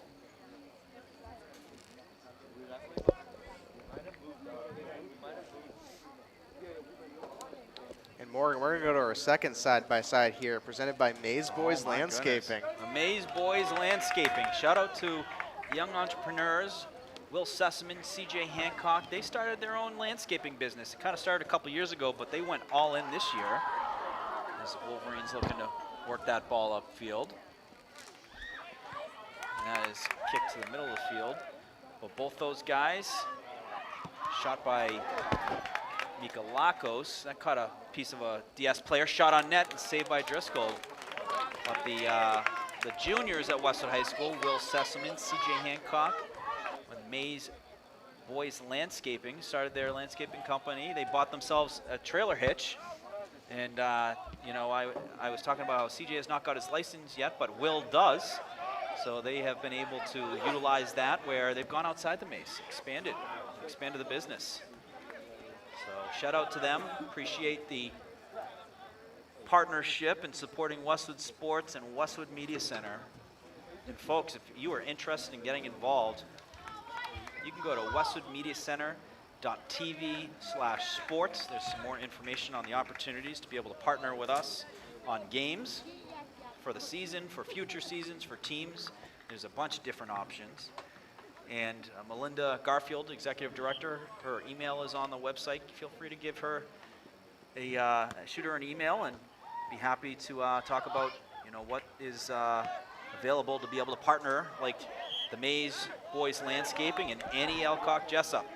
Yeah, we've you know, this year especially, we've really been able to grow the sports program here. You know, we have, you know, 5 sponsors in total who have come on. You know, Arch returning from last year, one of our flagship sponsors. Also joining on as a presenting sponsor is Neroli. Yep. And Annie Elcock Jessup, the Maze Boys, and Natalie Marsh have all Natalie joined Marsh on for the winter season of girls hockey. who also joined us in the broadcast Yes. yesterday night. That was quite a fun time. And Shout out to Kendall and Riley. yeah, brought our daughters on, and you know, we love to have guests in the booth. So Yes. They were cheering on their Wolverines. They were awesome. They were saying, "Go Wolverines, go Westwood," and they are going to be fantastic athletes for the Wolverines. They play multiple sports: soccer, field hockey, a big lacrosse. collision there. Yes. Could be a throw, or no, a kick for Westwood. That's a kick working towards the box area, headed by DS. Settled by DS. Let's try and send it up the far side. That gets by the Wolverines, and then kicked out of bounds by Hayes. Tadeusz was trying to keep that in. That was a great effort, but it still goes out. It's going to be a throw for DS. Goes out. Now Westwood ball. So Westwood get the possession back. Find Ferreira. Mang jumps into the play. Mang taking it up by himself here. Yeah, he can move it. Meng is very technical. Yes. He's very technical. He's a fantastic athlete. And loose ball heading towards the left side, picked up by Sataraju. Gonna look to give it a goal kick. Kicks it, gets past the 50. Settled by DS on their 40.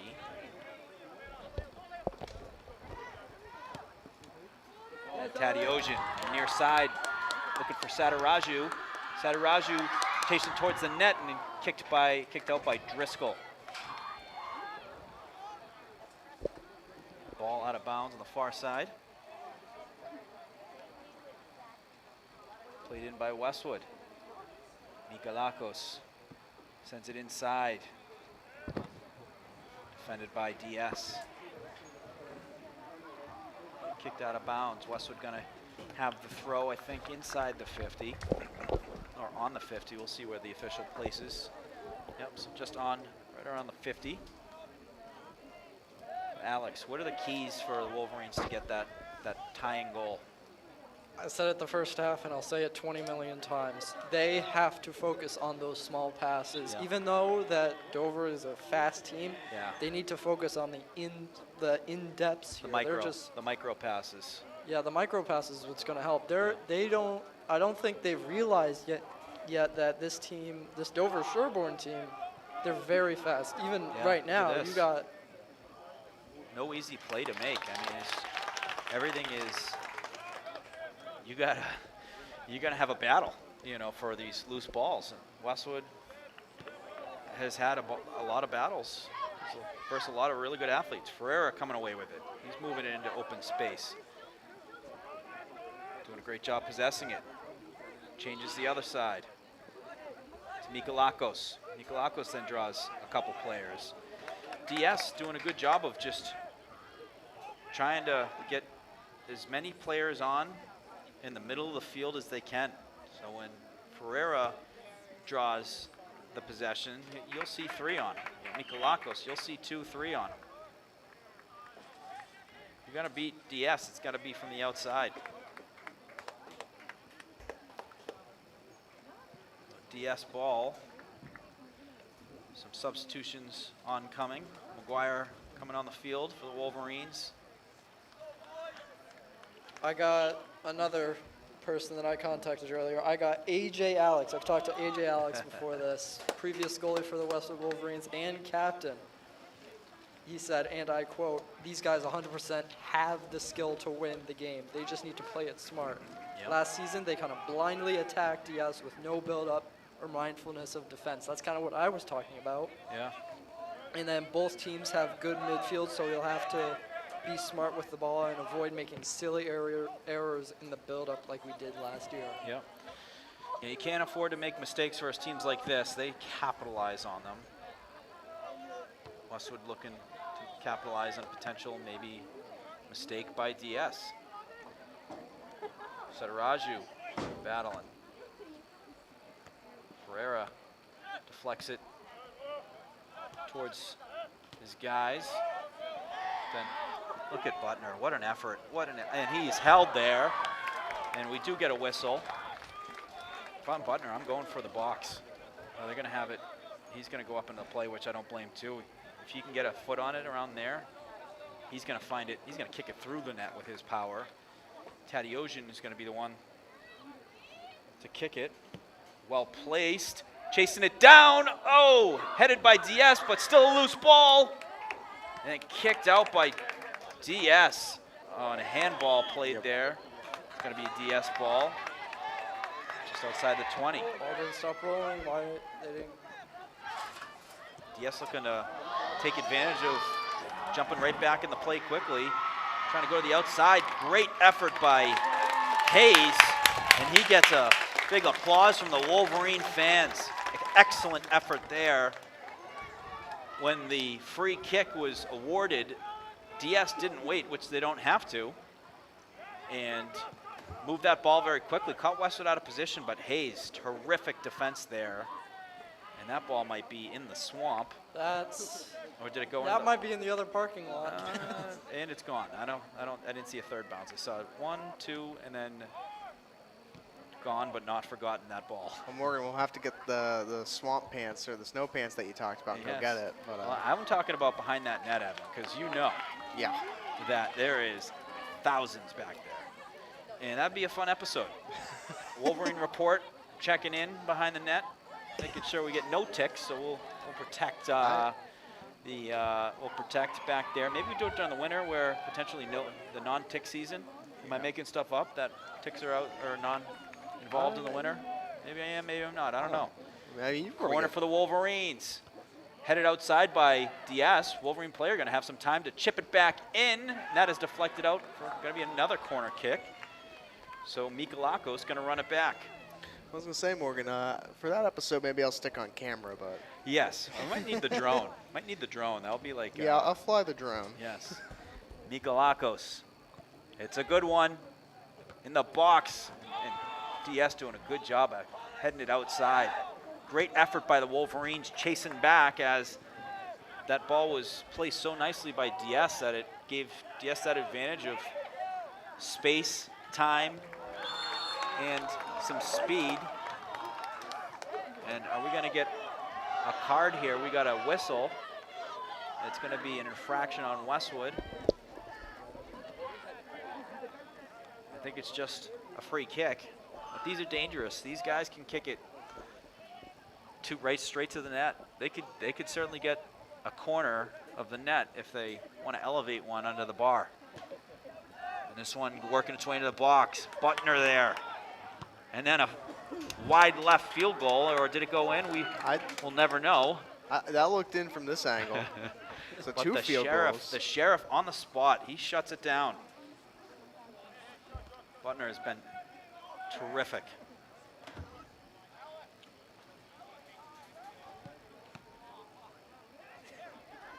Westwood settles it.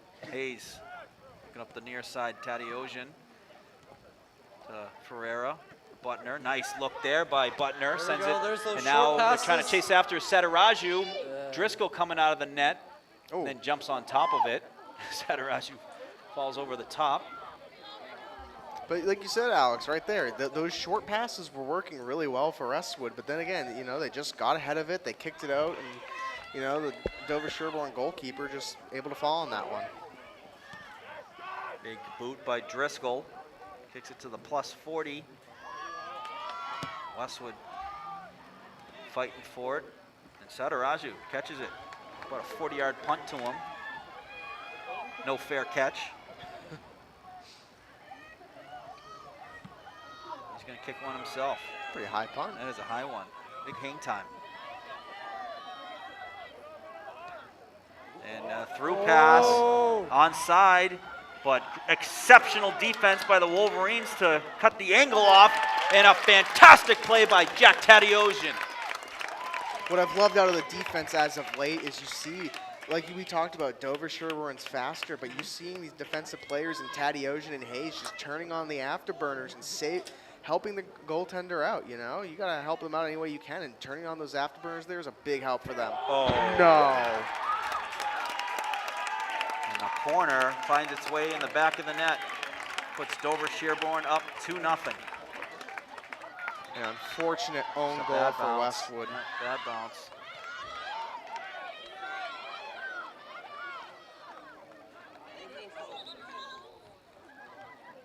And I think we're going to have a timeout here, but we'll stay here. And just unfortunate timing and placement for Westwood there. No, hey, these happen. And you know what? Nothing you can do. All you can do now, chip into that lead. But if I'm not mistaken, which I'm fairly certain on this, Westwood was down 2 very late in the Ashland game, and they scored 2 goals to tie it, come away with a big tie, 2-2 versus Ashland. Hey, we've seen anything can happen, Even look at the game that just happened a couple hours ago, Westwood at one point was down 3-1, which is they were down 2, and they got a couple quick goals to tie it and came away with the tie. So, if you're Westwood, the big thing here is you can't hang your head on it. The big challenge here is going to be the mental game. You know, an own goal is really hard mentally. That's a challenge for Westwood. So the big thing for them is can you, how do you bounce back? And it'd be good to see the fight here that Westwood has. And if you're Dover-Sherborn, you're in control of this game. So the big thing here is you just want to play your game. They're a faster team, and they're going to, I think, from here on out, just keep playing their game. They're going to force Westwood to be perfect. We've talked about that a lot. When you're in control this late in the game, you're trying to force the other team to be as perfect as they can be. So, I'm going to look for that. Westwood's going to, let's see what they're made of. Let's see if they can fight back in this one and, see how they bounce back from that goal.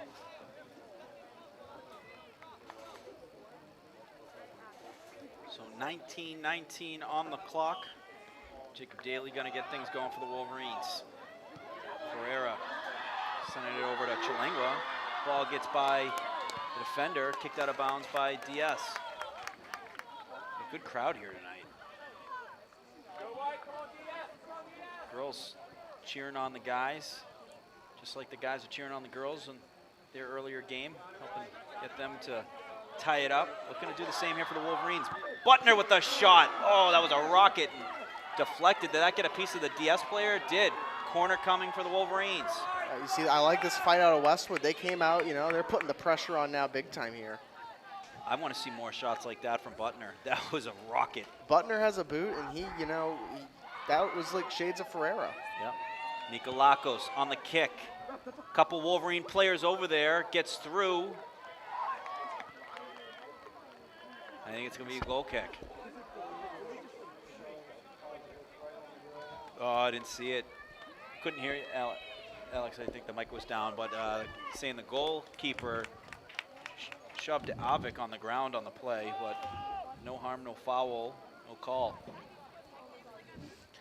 And Driscoll with the 2-goal lead is going to take his time on the kick. That's the other strategy I think we could see here out of the Dover-Sherborn team is, you can control this game. Heel kick down. That Heel was pass. smooth by Leo Chilangua. Girl soccer team likes it.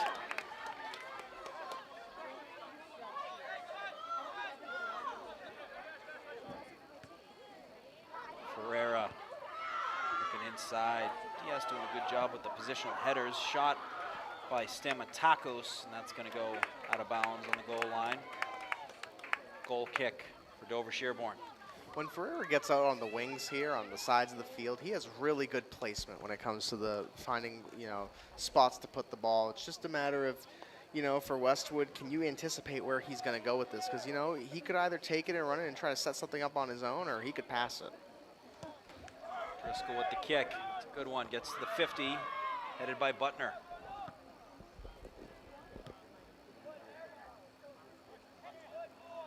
Ferreira through traffic. Back to Hayes. Some one-touch passing for the Wolverines, moving it nicely on the far side. Ball into the middle of the field. Daly fighting for it. And a physical play there as Nikolakos is trying to get it back. Butner has it.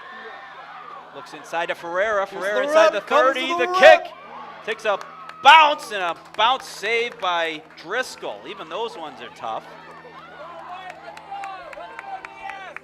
Ferreira had eyes for the net.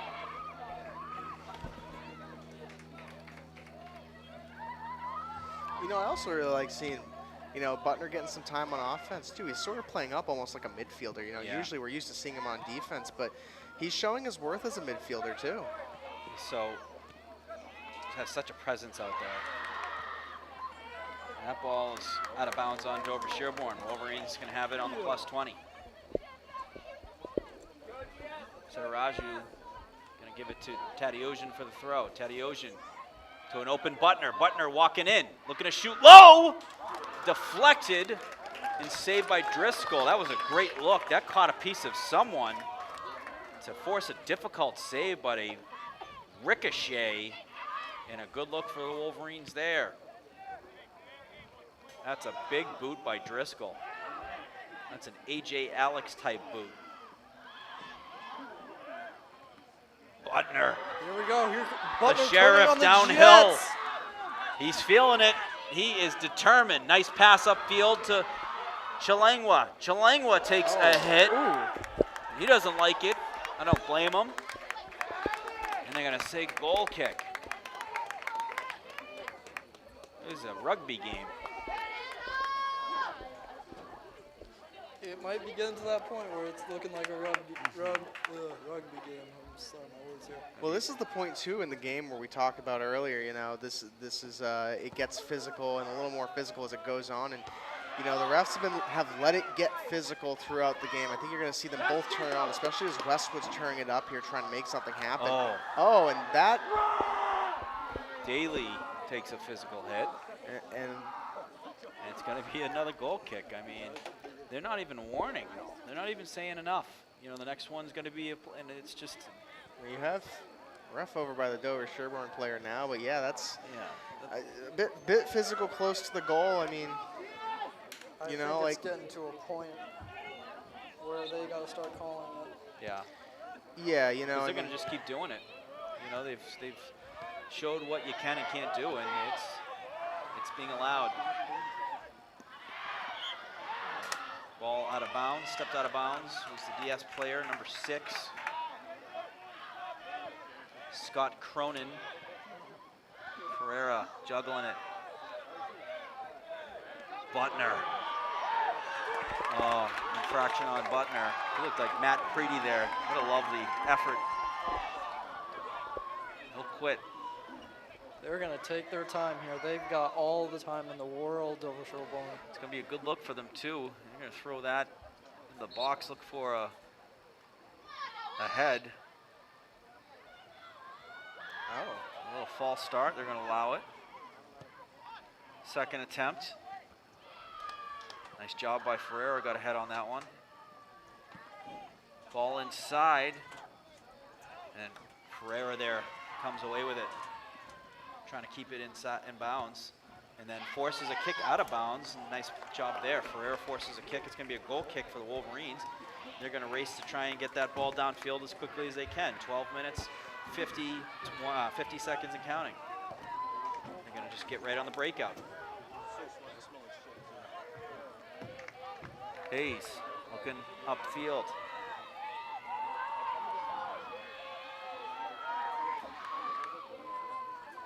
Yes, looking to weave through traffic. They send it in the middle of the field. Got Meng there. Butner. Looking for Chalangwa. Chalangwa comes away with it. He's getting the feet moving. Gonna cut it inside. Deflection. Goes right to the goaltender and in the hands of Driscoll.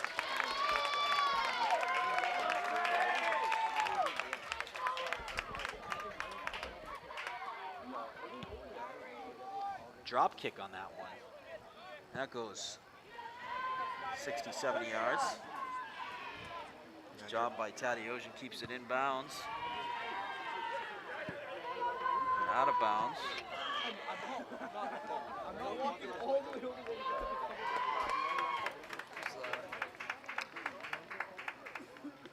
13 for Dover-Sherborn. Someone else just came in. Nash Johnson. No, for Westwood, someone just came in. Someone just came in. Owen Resnick. Just came in off the bench. Hot off the bench. He's ready. Put one in the back of the net. Butner advances it. Ferreira leaving. Chalangwa coming back for it. Ball was a stalemate. Both players trying to kick it at the same time. Went airborne. Meng's going to kick the loose ball towards the far sideline. Westwood comes away with it. Here comes Butner. Gone downhill. He's got some speed, got some space. Chips it over to Chalangwa. Chalangwa with the center. Headed out by Dover-Sherborn. Here we go. Ferreira with the kick. Ooh, just wide to the right. That was a good looking kick.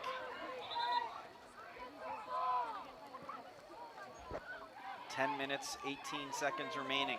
Westwood down 2-0. They're we got to start with the first one.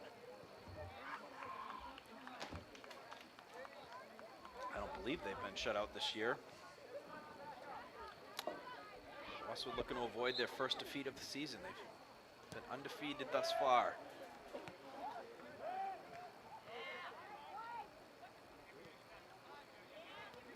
Butner.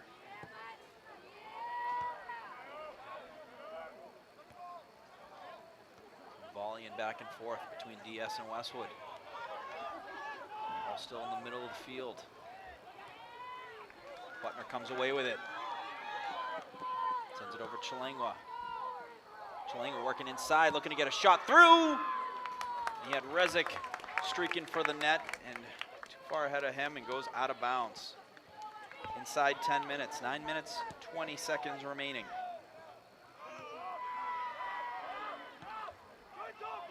Ball chipped deep into Westwood territory. Setaraju comes out and plays it with the foot. Ooh, that was dangerous. Wasn't far enough into the box for him to be able to grab it. Came out and had to play with a foot. Sataraju's been playing, he's had a couple of shots too where he's been willing to take that risk and kind of play up a little bit as Chalengwa goes down. Maybe he has a good look. Uh-oh, is that in the box? No call on that. Oh, and he gets up and pushes a player. That looked like a potential infraction in the box, which would be a penalty kick if called. But it's going to be a goal kick. The refs just want this game over. You know, like we talked with Andres Castro last year too during our live soccer matches, and he mentioned too, the big thing is that you don't want to this late in the game impact the outcome. But you know, the other thing too is that, like, Got to make the right call too. it's getting a little physical and a little more physical, and we've seen it get a little chippy even. So, you know, at some point you have to take control no matter how late this is. We're 8 minutes to go, and you know, goals in soccer are hard to come by. As Ferreira gets it. Ferreira inside, Rezic. But going to crack through. Butner gets the possession. The fans Gets aren't the crowd happy going here. over here. The sheriff. It's getting a little chippy, and I think, you know, I mean, we've seen this in the past, and they're not, I feel like, unless it's egregious, they're not going to interfere.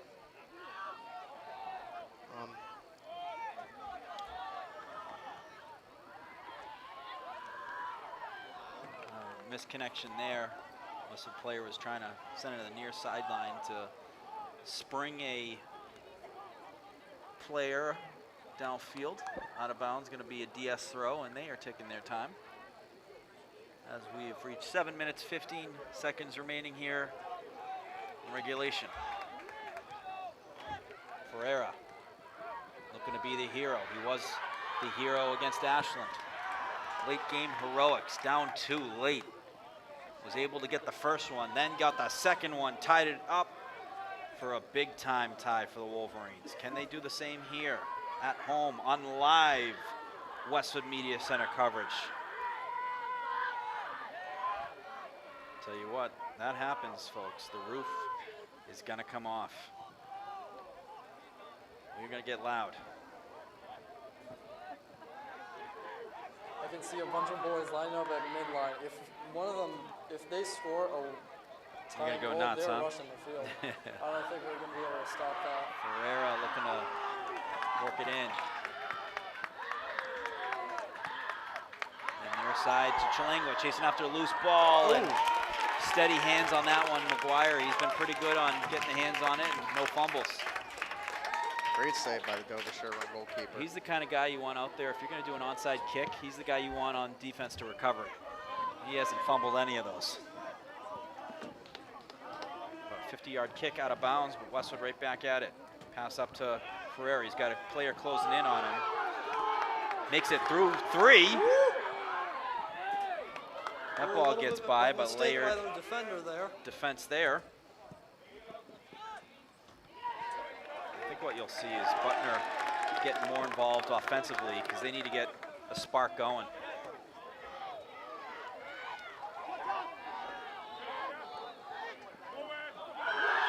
And that's our first whistle. And Ferrer jumps right in, sends it. This whole line just is getting a little yelly. The den is showing up here. late in the game. I can see some. I was something I learned last year where Ferreira there was an infraction called in the game last year. Ferreira jumped right up on the ball, passed it to Rezic for a goal. Ferreira looking to jump on a loose one. Kicked out by DS. Butner gets it back. Tadeusz on the outside. Nice move. Works it inside. Kicked away by DS. That goes off of Mikalakos, kept in by, I believe, Stamatakos. 5 minutes. Clock has stopped.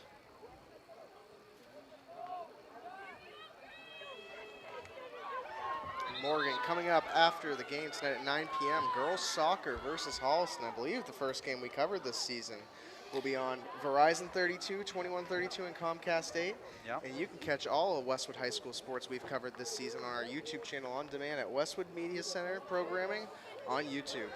And Evan, I'm not going to spoil it, but folks, if you're watching and you're looking for a good game to watch after, that's a good one. That is going to be a fun game to watch. Remember it vividly. It was only a couple weeks back, but Holliston was a team that beat the Westwood girls 3 times last year. Third time was in the playoffs in the round of 16. And Westwood's a different team this year. Westwood came back today versus a very good Dover-Sherborn team, down 2 goals to tie it. That is a very impressive effort in my book. And last year they would not. I don't think they could have done that. You know, that was just. It was too much. You know, in Dover-Sherborn, I'm not sure how much. I don't want to equate last year's talent versus this year's talent. It's just 2 different teams. But Dover-Sherborn, I remember they had a fantastic offensive player last year. But, you know, as we saw that today, a lot of talent on the Dover-Sherborn girls team. And Westwood able to adjust and get 2 big goals, get back in and come away with a big point.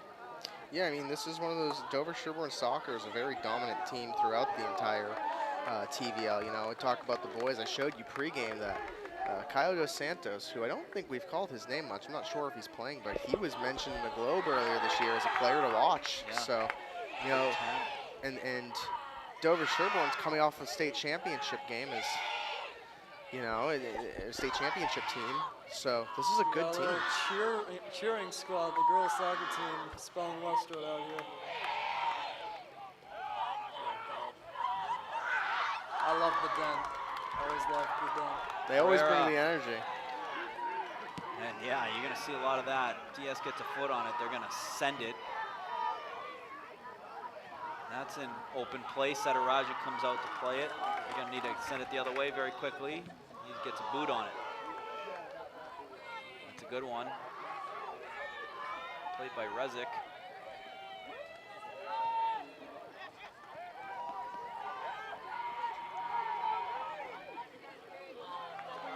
Out of bounds.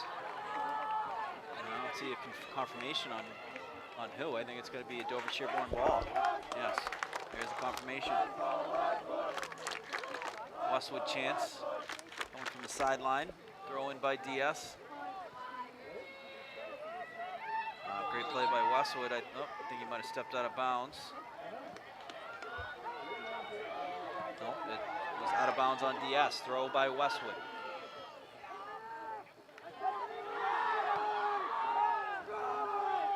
Butner settles it.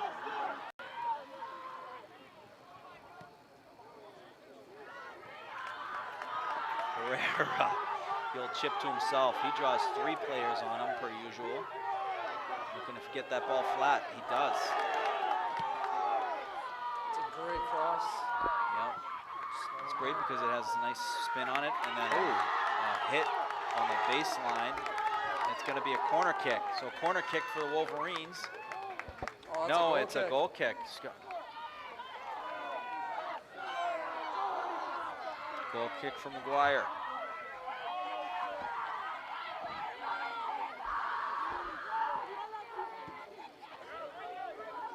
A floater.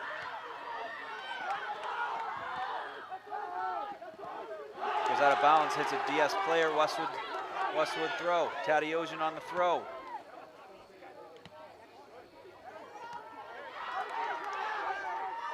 Nice play. Hayes to Tadeusz. Chilengwa. Trying to go inside, kicked out. Mang plays it. DS player trying to get an angle. Great defense by Mang Sam with a nice Mang right play there. to keep that outside. It's just one-on-one. Looks like a defensive back and staying man-on-man there. A battle there. It's going to be a goal kick. Ref checking his watch here. Might not be much time left. We got extra time as well, I think. Had some injuries, so that gets factored in. Butner, he's got a head of steam.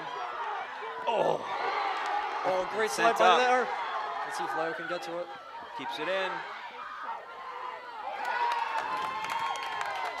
Good play by Dover defensive player. And there you go. We're gonna send it down an open space. Let the clock tick off. Time tick off the clock. That was a whistle. That was for possession. Westwood throw.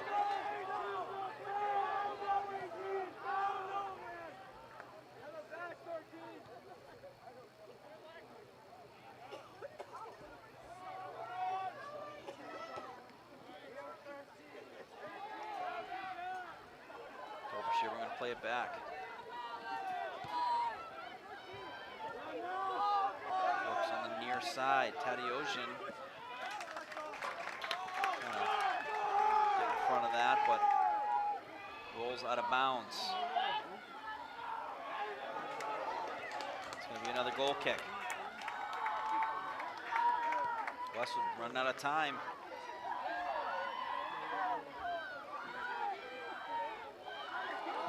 Work it upfield.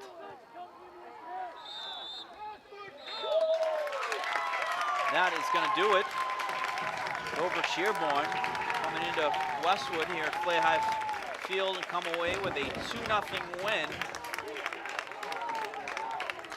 to give Westwood their first loss of the season. That is now making Dover-Sherborn go, and this is a record for them too. This is first seven games without a loss in about 5 years. So Westwood goes to 3-1-2, I believe, on the season. 3-1-3. 3-1-3, excuse me. 3-1-3 on the season. Dover-Sherborn going to stay undefeated on their end. But a good game, good battle by both teams. Dover-Sherborn able to squeak away with the 2 goals and come away with the win. And Alex, any final thoughts? Amazing game. Dover-Sherborn, obviously a very tough team. Won state championship last year for D3. Yeah. So I think this is a hard-fought battle by Westwood here. The only thing I would say they need to work on here is those key passes, those small passes, the build-up. They're just focusing on the long balls. They need to focus on the build-up. Yep. Evan? This is one of those teams that it's a challenge. It's a tough challenge. It's a great, litmus test for Westwood. See what you're made of. I liked what I saw out of them, keeping the fight going to the very end. This is a really tough team to play. A state championship caliber team for sure. But ultimately for Westwood, a lot of learning experiences. Like you said, Alex, I think the big thing is the passing. You got to continue to work on the passing and keep that opportunity. But if we learned anything today, the biggest thing we learned is that Ethan Butner can play more than just defense. Yeah. He is an excellent midfielder. When he turns on the Jets, he has the opportunity. Him and Ferreira both have great chemistry on the field, and it's clear to see. So I think it's a great learning lesson for Westwood. They're going to take a lot of lessons they learned here today and carry that throughout the season. They're gonna get better from this game. There's no question about that. And that was a good team they played. And that's a team that's probably gonna make their way back to a deep run in the playoffs for Division III. But Westwood got better tonight. They learned, what they need to do to kind of change things up, on the offensive side and to get some, new looks. But as you mentioned too, Evan, I think even Butner, what he brings to the table, not only just shut down defense, he really brings a really dominant offensive presence. He looks like a fullback running down field where I wouldn't want to defend that because he's going to get an absolute rocket off of a shot. But hey, Wolverines are going to learn from this. They'll be back and we will be back. Looking forward to covering more games for your Westwood Wolverines. We have some more live games coming up on the schedule. Evan, when's the next one? So our next game that's going to be live is volleyball versus Holliston on October 6th. Yep. That'll be live at 6 p.m. Westwood looking to take on rival Holliston. Should be a good one. We're excited to cover it. Volleyball is always a fun sport, a loud sport too. We've seen them reach very loud decibel levels in Bader Gymnasium, so it should be a good game to watch. And then we will have live football versus Holliston on October 10th. Or Norwood. Norwood, yep. Norwood. Not yes. Holliston, nope. No. That's we're working on the Holliston one. We'll see. We gotta get through the fall season though, and but this has been fun. It was a fun day. You know, we are 0-1 and 1 on the day, but that tie felt like a win. You know, especially how the girls battled back. So, but thank you folks for tuning in. Westwood Media Center coverage of Westwood boys and girls soccer doubleheader. It was a fun one. It was a memorable one. And we're looking forward to seeing you all again soon. From Evan Cardamino,